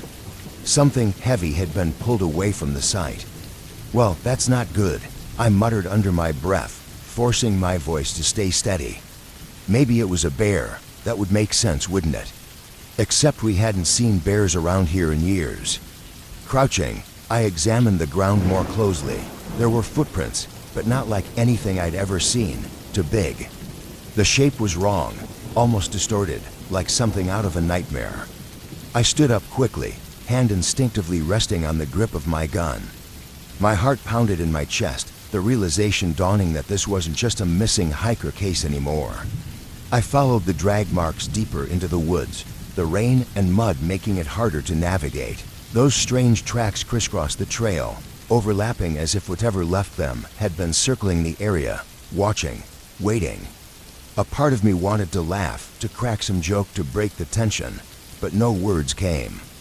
I just kept walking, one foot in front of the other, dreading what I might find at the end of the trail. And then I saw it. The body, or what was left of it, was tangled in the roots of a massive tree, limbs splayed at unnatural angles. The torso was torn open, flesh shredded like tissue paper. Blood soaked the ground, pooling beneath the mangled remains.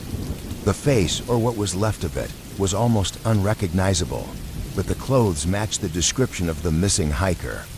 My stomach turned, and I fought the rising bile in my throat. I'd seen my share of vadas, but this was carnage on a level I couldn't comprehend. Reaching for my radio, I tried to call it in, but the only response was static. No signal this deep in the woods. Of course, as I turned to head back toward the cruiser, I heard a sound that didn't belong. It wasn't the rain or the wind. It was heavier, deeper, like the thud of a massive heartbeat. I froze. Just beyond the tree line, something moved. A hulking shape, massive and slow, stepping between the trees like it owned the forest. I didn't wait to get a better look. I bolted, adrenaline surging as I tore through the woods. The sound of crashing branches and snapping twigs followed me, growing louder with every second. Whatever it was fast. My lungs burned, legs screaming with effort as I stumbled over roots and slipped in the mud. My flashlight bounced wildly, the beam catching glimpses of the creature too big, too unnatural. Finally, I broke through the tree line, my cruiser in sight. I didn't stop, didn't dare look back. Throwing myself into the driver's seat, I locked the doors and jammed the key into the ignition. The engine roared to life, and I floored it, the tires spinning in the mud before catching traction. I tore down the road, my hands gripping the wheel so tightly my knuckles turned white. Even halfway back to town, I kept checking the rearview mirror, expecting to see that hulking shape chasing me. But it never came. By the time I reached the station, I was soaked, shaking, and struggling to process what I'd just seen. I filed the report, sticking to the basics. The hiker was dead, likely the victim of a predator attack. But I left out the tracks. The sounds, the shape in the woods. No one would believe me. Hell, I wasn't sure I believed it myself. That night, I couldn't sleep. Every time I closed my eyes, I saw the shredded tent, the mangled body, and those impossible tracks. And I knew deep down that whatever had killed that hiker wasn't done. It was still out there waiting. The locals called it Devil's Wood, and while I wasn't the superstitious type, even I wasn't keen on turning it into a regular hiking spot.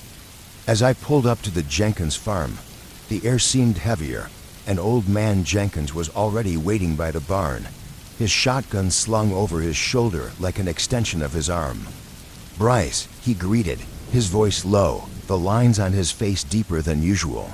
"You're gonna want to see this." He led me behind the barn, where the scene made my stomach drop. 3 cows lay scattered in the grass, their bodies shredded in ways that no predator I knew of could manage. Their rib cages looked crushed, like something enormous had stepped on them, but there weren't any tracks. Just claw marks long, deep, and vicious, like they'd been carved with machinery. "What the hell happened here, Jenkins?" I asked, crouching down. Jenkins spat into the dirt, his gaze fixed on the mangled remains. I didn't see it, but I heard it. Big, fast, took him down like they were toys. I felt that familiar churn in my gut, the one that always told me to walk away. But curiosity's a killer, isn't it? "I'll check it out," I said, standing up and brushing my hands off. "You don't want to do that, boy," Jenkins warned, shaking his head. "Ain't no good comes from going in those woods." "I'll be fine," I lied.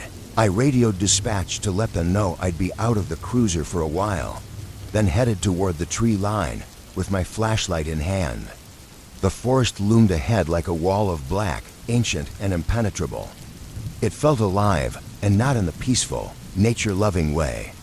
Every step in, the air got thicker, harder to breathe, like the forest itself didn't want me there. About 10 minutes in, I heard it. branches snapping off to my left. My hand dropped to my gun, but I kept walking, forcing myself to believe it was just a deer. But then I saw it, a blur of fur and muscle darting between the trees. Whatever it wasn't a deer, and it wasn't natural. I froze, my grip tightening on the gun. The thing was massive, its limbs moving in ways that made my skin crawl, like its body didn't quite fit together. Then came a loud crash behind me. I spun around, my heart hammering, but the darkness hid whatever was out there. Before I could react, it charged. I fired blindly, the gunshots cracking through the trees, but it didn't matter. The thing slammed into me, knocking me to the ground, and all I could see were claws slicing through the air. Pain exploded up my leg, and when I looked down, my right foot was just gone, torn clean off. I screamed a raw, primal sound I barely recognized as my own. Whether it was the pain or the terror, I don't know. But then, just as quickly as it had attacked, the thing vanished into the shadows.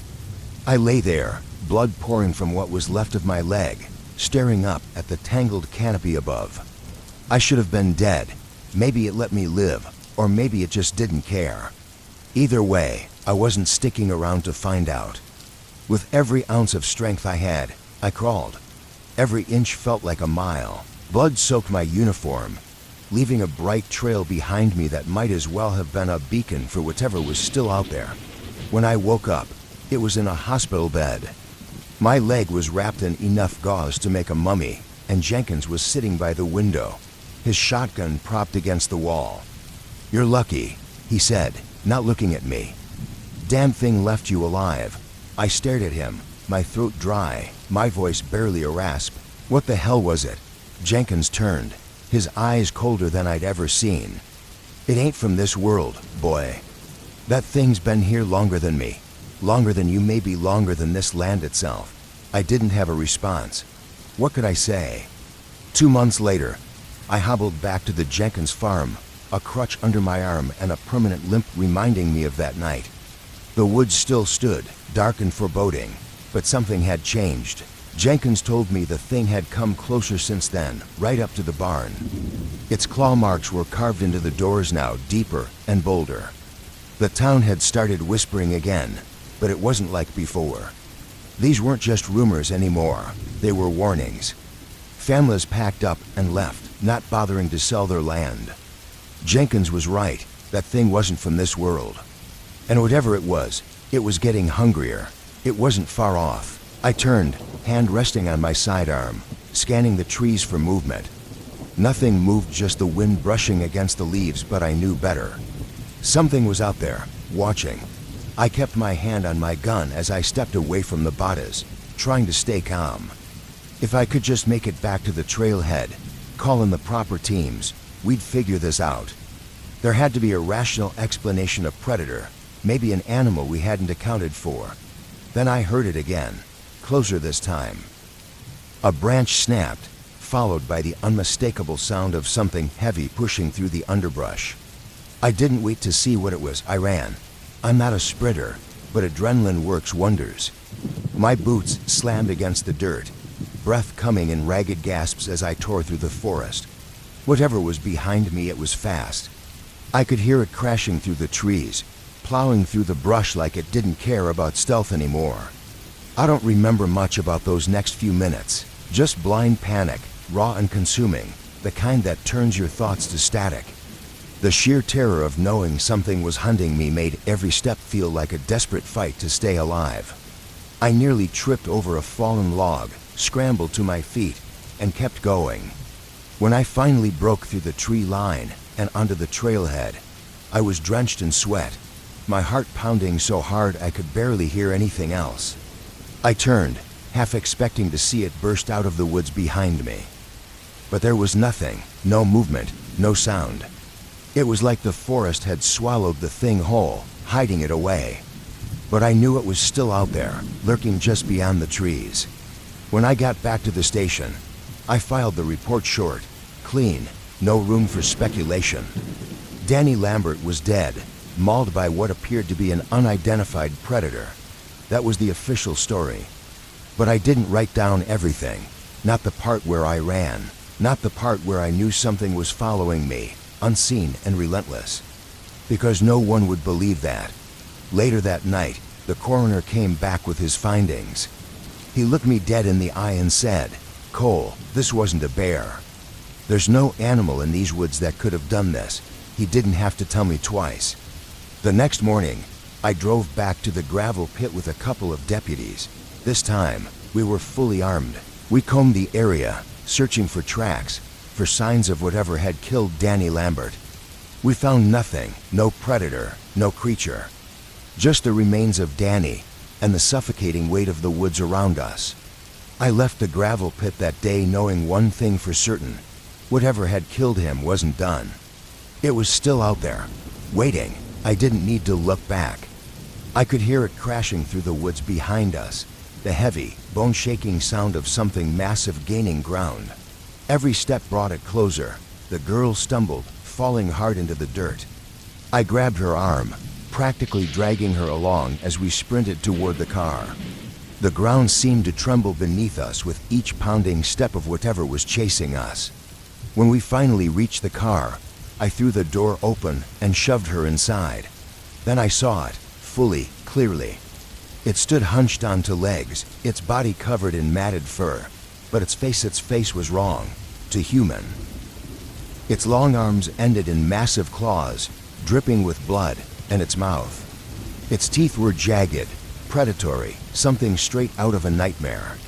I fired 2 shots, aiming for center mass. The bullets hit, but the thing barely flinched. It let out a sound that shook me to my core, a half scream, half growl that made my bones feel like they might shatter. Then it charged. I dove into the car, slamming the door shut just as it collided with the side of the vehicle. The force rocked the car, metal groaning under the impact. "Go, go, go," the girl screamed. I floored the gas, the tires spinning in the dirt before catching traction. The thing kept pace for a few horrifying seconds, claws raking against the car, before disappearing back into the trees as if it had never been there. We drove in silence. The girl was shaking, blood dripping from her wounds, but she was alive. That was more than I could say for the others. By the time we made it back to town, my radio crackled to life. "Rook, where the hell are you?" I didn't answer, not right away. What could I say? That I'd seen something out of a nightmare? That people were dead, torn apart by something that didn't belong in this world? No one would believe me. When we pulled into the station, I helped the girl out of the car. She didn't say a word, just stared at the ground with vacant, haunted eyes. The others would take care of her, I knew that, but the thought didn't bring me any comfort. I filed my report that night, but I left out the part about the creature. I called it an unknown assailant, said I saw a man fleeing the scene. The search teams would go out, they'd find the bodies, they'd comb the woods. But they wouldn't find anything, not unless it wanted to be found. The emptiness of the expanse was unsettling, but it wasn't just that. It was the fog it swallowed sound, muting everything like the world itself had been dampened. As I moved closer, I spotted something, a red scarf fluttering against the jagged ice, caught like a flag. It stood out starkly, the kind of scarf only a tourist would wear, someone unfamiliar with the unrelenting cold. I radioed in. "I'm at the site. Found evidence a scarf, likely from one of the kids." "No bodies yet." Static crackled before dispatch responded. "Do you need backup?" I hesitated, my gaze falling to the cracks, spidering out across the ice. "No, it's quiet."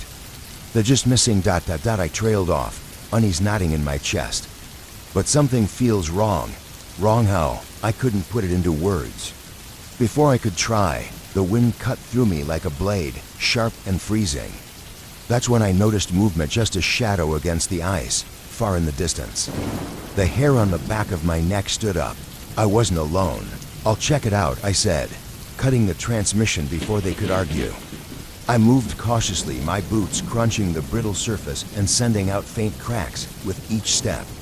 Whatever was out there had to be an animal, a bear, maybe, or a seal, but the shape didn't move like either. It was too fast, too deliberate. The unease grew stronger as I pressed on, the air feeling heavier with each step. Then I saw it beneath the ice, just a glimpse, a face, not human, but human enough to make my stomach drop. Its pale, translucent skin glowed faintly in the dim light, and its eyes no. I won't go into detail about those, you don't need to know. I stumbled back, my heart hammering in my chest. What the hell was that? It moved beneath the ice with an eerie, gliding motion, then vanished, slipping away into the cracks and fog as if it had never been there. I forced myself to radio again, my voice trembling. There's something under the ice, Rainy. What are you talking about? Dispatch sounded confused, almost annoyed. I don't know, I said, my voice shaky, but I'm coming back. Send someone else. Before I could finish, the ice beneath me cracked violently. A sharp, deafening sound split the air, and the ground gave way. I scrambled backward on my hands and knees just as a hole gaped open where I'd been standing. Something slithered up through it, dark and glistening. Its body was massive, slick like an eel, but impossibly large, easily the size of a truck. I scrambled to my feet, my breath catching as I drew my sidearm. What the hell could a gun do against something like that? I fired anyway. The bullets hit their mark but didn't seem to do much. They stuck in its skin like toothpicks. The creature lunged at me, faster than I could react. It grabbed my leg, its grip cold and slimy, like wet seaweed with a terrifying purpose. I could feel myself being dragged toward the gaping hole in the ice, the freezing water below threatening to swallow me whole. The jagged edges scraped against my back as I kicked out with my free leg, striking it as hard as I could. It let out a high-pitched shriek, and its grip slackened. I didn't wait. I kicked again, harder this time, and scrambled free, crawling desperately towards solid ground where the ice wouldn't collapse beneath me. When I turned back, the creature was gone. The hole remained, dark and still, as if mocking me. I radioed in again, barely able to form the words, "Get someone out here now. Something's wrong with the ice. I'm not alone." By the time backup arrived, the ice had sealed itself over, smooth as if nothing had ever happened. The tourists were declared missing, presumed dead.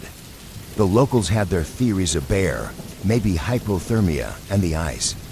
But I knew what I saw, and I knew it wasn't over. I didn't need to see it clearly to know I was in deep trouble.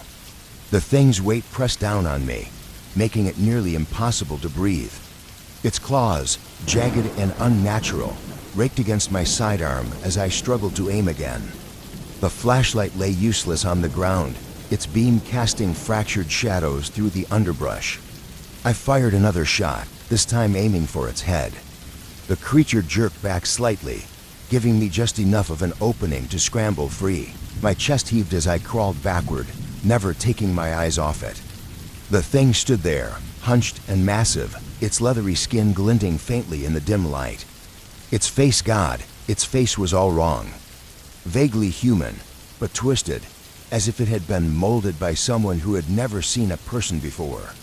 It snarled, a low, guttural sound that made my teeth ache, and lunged again. I rolled to the side, the creature's claws slashing through the air where I had just been. Adrenaline pumped through me as I stumbled to my feet, my mind racing for a plan. I did the only thing I could think of. I ran. The woods seemed alive, branches snagging at my clothes as if trying to hold me back. The creature was close to close. I could hear it crashing through the trees, its massive form moving with a speed that defied logic. The shriek came again, louder this time, echoing through the forest like a warning.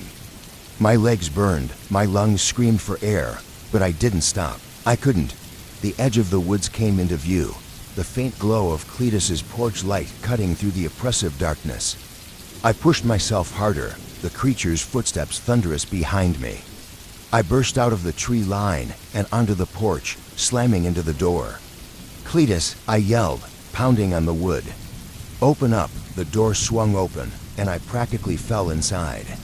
Cletus, wide-eyed and gripping his rifle, pulled me in and slammed the door shut. "What the hell was that?" he demanded, his voice trembling. I didn't answer. I didn't have the words. Instead, I collapsed onto the floor, my chest heaving as I tried to process what had just happened. Outside, the woods were silent again, too silent. Cletus stood by the window, his rifle at the ready, but whatever had chased me wasn't coming out of the trees. "Not yet, Roy," he said, his voice low. "You saw it, didn't you?" I nodded, still gasping for air. "Yeah, I finally managed. And whatever it is, it's not done." Here's the rewritten section, with close adherence to the original flow and tone. The second shot I fired hit its shoulder, and this time, it stumbled back just enough to give me the chance to scramble to my feet. I didn't stick around to see what it would do next. I ran, tearing through the underbrush as fast as my legs could carry me. Branches whipped at my face, and my heartbeat thundered in my ears, drowning out everything else. When I finally made it back to the car, I collapsed against the door, gasping for breath. My hands fumbled with the handle before I managed to get inside. I slammed the door shut and locked it, then looked back at the woods, half expecting to see the creature charging out of the shadows after me. But there was nothing, just darkness. I drove straight to the station, not daring to look back. When I arrived, I told the sheriff everything. For once, he didn't laugh me off. The grim look on his face told me he'd been waiting for something like this to happen. He made a few calls and sent some men out to investigate, but they came back empty-handed. The town quieted down after that, at least for a while. People still whispered about the missing livestock and strange noises in the woods, but no one ever claimed to see anything again. No one except me. A few weeks later, I got a call from Ruben's wife. Ruben had gone missing. The search party found him 2 days later, or what was left of him. His body was torn apart, limbs scattered across his own field like the livestock had been. I never told anyone about my second encounter with that thing. There was no point. No one would believe me, not without proof. But I know what I saw, and I know that whatever is lurking in those woods is still out there. It's not invincible, though. I saw it bleed. Next time, I'll be ready. Here's the rewritten version of your passage, staying true to the original tone and content. The second shot hit its shoulder, and this time it stumbled back, just enough for me to scramble to my feet. I didn't stick around to see what it would do next. I ran, tearing through the underbrush as fast as my legs would carry me. Branches lashed at my face, and my heart pounded so loudly in my ears it drowned out the sound of my own ragged breaths. By the time I reached the car, I collapsed against the door, gasping for air. My hands fumbled for the keys, slick with sweat, and when the engine finally roared to life, I slammed it into gear, dirt and gravel spraying behind me as I sped down the road. I didn't look back, not until I hit the main road. Even then, when I glanced into the rearview mirror, there was nothing, just the yawning blackness of the woods. I drove straight to the station, hands trembling on the wheel, mind racing as I tried to make sense of what I'd just seen. How was I supposed to explain this to anyone? "Hey Chief, I saw a monster out at the Morrow place, and it was dragging a body." That'd go over real well. Best case, I'd get laughed out of the room. Worst case, they'd think I'd finally cracked. But I couldn't ignore it. I couldn't just let it go. When I got back to the station, Jenny's voice crackled through the intercom before I even had a chance to gather my thoughts. "Nick, where the hell have you been? You've got to check something out. There's another call." Same place. A woman just phoned in her husband's missing. Last seen heading toward the Morrow farm. I froze. My stomach dropped. Another one. I grabbed my gear and called for backup from the neighboring town. This time, I wasn't going in alone. 2 other officers met me at the station, and together we made the drive back to the farm. The air was tense, heavy with unspoken dread. The gate was still wide open, but now there was a new addition, a truck parked just off the road, its door hanging open like whoever drove it had left in a hurry. "Is that his?" one of the officers asked, his voice uneasy. I nodded. This wasn't going to end well. We approached the barn cautiously, flashlights cutting through the dark. The smell hit us before we even stepped inside, putrid and overwhelming, like something freshly dead mixed with rot. One of the officers gagged, pressing a hand to his mouth. "What the hell died here?" "Stay focused," I said. though my voice wasn't nearly as steady as I wanted it to be. We moved deeper into the barn, stepping over the scattered bones I'd seen earlier. The beams above creaked with the wind, an eerie counterpoint to the suffocating silence. Then we saw the body, or what was left of it. It was sprawled across the floor, a mangled wreck of flesh and bone. I couldn't even begin to describe the carnage. It looked like the man had been torn apart piece by piece, chunks of his body ripped away until there was barely anything left to identify him. One of the officers turned and vomited in the corner. "We need to get out of here," the other one said, his voice trembling. Before I could answer, it emerged. The creature stepped out of the shadows, its gaunt, angular form seeming to materialize from the darkness. It moved with an eerie, deliberate grace, its pale, stretched skin glistening in the dim beam of our flashlights. The officers froze, their flashlights shaking. "Draw your weapons," I shouted, pulling my gun. The creature didn't hesitate. It charged faster than anything I'd ever seen. One officer fired, but the shot went wide, ricocheting uselessly off the barn's frame. The creature lunged, its massive claws slicing through the air. The younger officer screamed as blood sprayed across the barn. "Get him out of here," I yelled, firing shot after shot. The bullets hit their mark, but the creature barely flinched, its movements relentless. The other officer grabbed his wounded partner and began dragging him toward the truck, leaving me alone with the nightmare bearing down on me. The creature lashed out, its clawed hand grabbing me by the shoulder. The grip was like steel, crushing and immovable. I swung the butt of my gun at its head, connecting with a sickening crunch, but it barely reacted. Its twisted face turned toward me, its gaping mouth stretching wider. The stench of decay washed over me, and I gagged, my mind screaming that this was it. Desperate, I kicked it in the chest with everything I had. The blow made it stumble back just enough for me to wrench myself free. My eyes darted around the barn, looking for anything I could use to survive. That's when I saw it, a gas can, half hidden near one of the support beams. I bolted for it, yanked off the cap, and started dousing the floor with gasoline. The creature hesitated, its unnatural limbs twitching as if it could sense the danger. I fumbled for the lighter in my pocket, my fingers trembling so badly I almost dropped it. When I finally got it lit, I didn't hesitate. I tossed the flame into the gas. The barn erupted into light. Here's a rewrite of your passage, staying true to the original while enhancing clarity and flow. Flames roared to life around the creature, licking at its pale, stretched skin and setting the dry wood ablaze. It let out an ear-splitting screech, a guttural, unnatural sound that reverberated through the night, sending a shiver down my spine. But I didn't stick around to hear the rest. I ran, the heat of the inferno at my back, legs pumping as I sprinted toward the truck.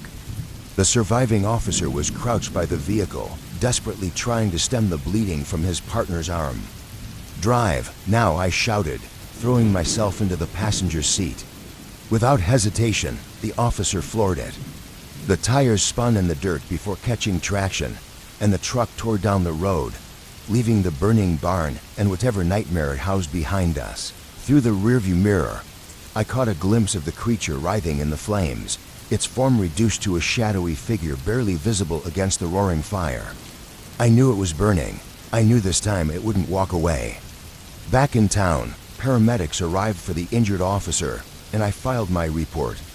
Every detail, no matter how unbelievable, went into it. I could barely believe the words I was writing, but I wasn't going to leave anything out. For once, I wanted the truth on record. The next day, I returned to the Morrow farm with firefighters and a couple of state police officers. The barn was a smoldering ruin, blackened timbers collapsing into ash beneath our boots, and there it was, the creature's body. Burned to a crisp, its twisted and deformed shape was barely recognizable, but it was there, undeniable and real. The officers exchanged wide-eyed glances, their expressions torn between disbelief and horror. For once, I didn't care what they thought. I had proof. It wasn't invincible. It bled. It burned. And now, it was dead. But as we sifted through the ashes, another, darker realization settled over us. Scattered among the charred remains, we found bones. Human bones, the people it had taken. The thing wasn't just a creature. It was a predator, something that had been feeding, hunting, and hiding in plain sight for God knows how long. The silence among the group was palpable. No one needed to say what we were all thinking. This wasn't some random animal attack or a campfire ghost story. This was real, too real. The official story chalked it up to a fire caused by squatters. Unfortunate casualties, nothing more. And honestly, I didn't argue. Let the town have its explanations. Let them feel safe. A week later, I packed up and left Shelby for good. I didn't need the whispers or the sideways glances. Didn't need to live with the weight of knowing what had happened out there. As I drove out of town, passing the ruins of the Morrow farm one last time, I couldn't shake the feeling that this wasn't over. There was no logical reason to think so, but deep in my gut, I knew. What I'd seen wasn't the only one of its kind. Somewhere, in some dark and forgotten corner of the world, there were others, waiting, watching, and this time, I wasn't going to be around to find out. Here's a rewrite of your passage, preserving its tense and eerie tone while enhancing clarity. I ventured off the road, following a trail of broken branches and trampled grass. That's when I found her. She was young, maybe mid-20s, lying face down in the brush. I knelt down to check for a pulse, nothing. My heart pounded, not because I hadn't seen a body before, but because of what had been done to her. Her clothes weren't just torn, they looked like something had tried to rip her apart. Deep gashes marred her skin, and her limbs were twisted in ways that defied anatomy, human or otherwise. I gagged. I've seen my share of gruesome things, but this was something else entirely. I barely had time to process it when I heard a low rustling behind me.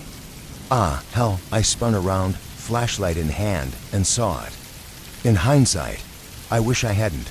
It was hunched low, moving on all fours, but with an unnatural, almost human-like gait. Its body was covered in thick, matted fur, but the face, it looked like a dog, but not quite. Its mouth, lined with rows of shark-like teeth, stretched too wide, and its limbs were far too long for its body. It was like some mangled cross between a wolf and a chimpanzee, only twice as big as either. You ever see something so wrong that your brain tries to reject it outright? That was me. I froze, flashlight still trained on the thing as it crawled closer. Then it stopped, sniffing the air. Its grotesque limbs moved in jerky, unsettling ways, like it didn't belong in this world. It turned its head toward the woman's body, and that's when I realized I wasn't its target. She was. Maybe it was instinct, or maybe I've seen too many horror movies, but I did the dumbest thing possible. I yelled. Hey, it worked. The creature's head snapped toward me, its nostrils flaring as it sniffed again.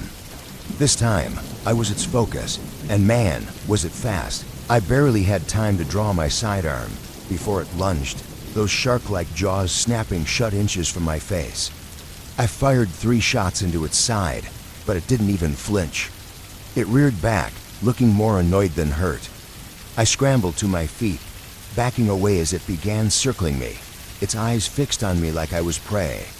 It was sizing me up, deciding if I was worth the effort. Fun fact, when faced with a monster, neither running nor fighting feels like the right option. I took a few cautious steps back, gun raised, praying this thing wasn't bulletproof. It wasn't. The creature charged, a freight train of teeth and claws, but this time I was ready. I fired again, square in its chest. It let out a yelp more anger than pain and veered off into the trees, vanishing as quickly as it had appeared. And just like that, it was gone. The only sound left was my ragged breathing. I glanced back at the woman's body. Whatever that thing was, it had done this to her, and if it wasn't dead, it was probably coming back. I wasn't about to stick around to find out. I bolted back to my car, fumbling for the radio as I drove away. My report was half garbled, half panicked, and I called it an animal attack. What else could I say? When the cleanup crew arrived, the thing was long gone. The official report listed it as a wild animal, but I knew better. This wasn't a bear or a mountain lion. It was something else. The weirdest part, no one questioned me. Not really. It was like the whole town knew, on some unspoken level, that there were things in those woods you didn't talk about. As for me, I never went down Old Mill Road again. When my wife asked about the bruises and scratches, I told her I'd been in a car accident. That was easier to explain than the truth.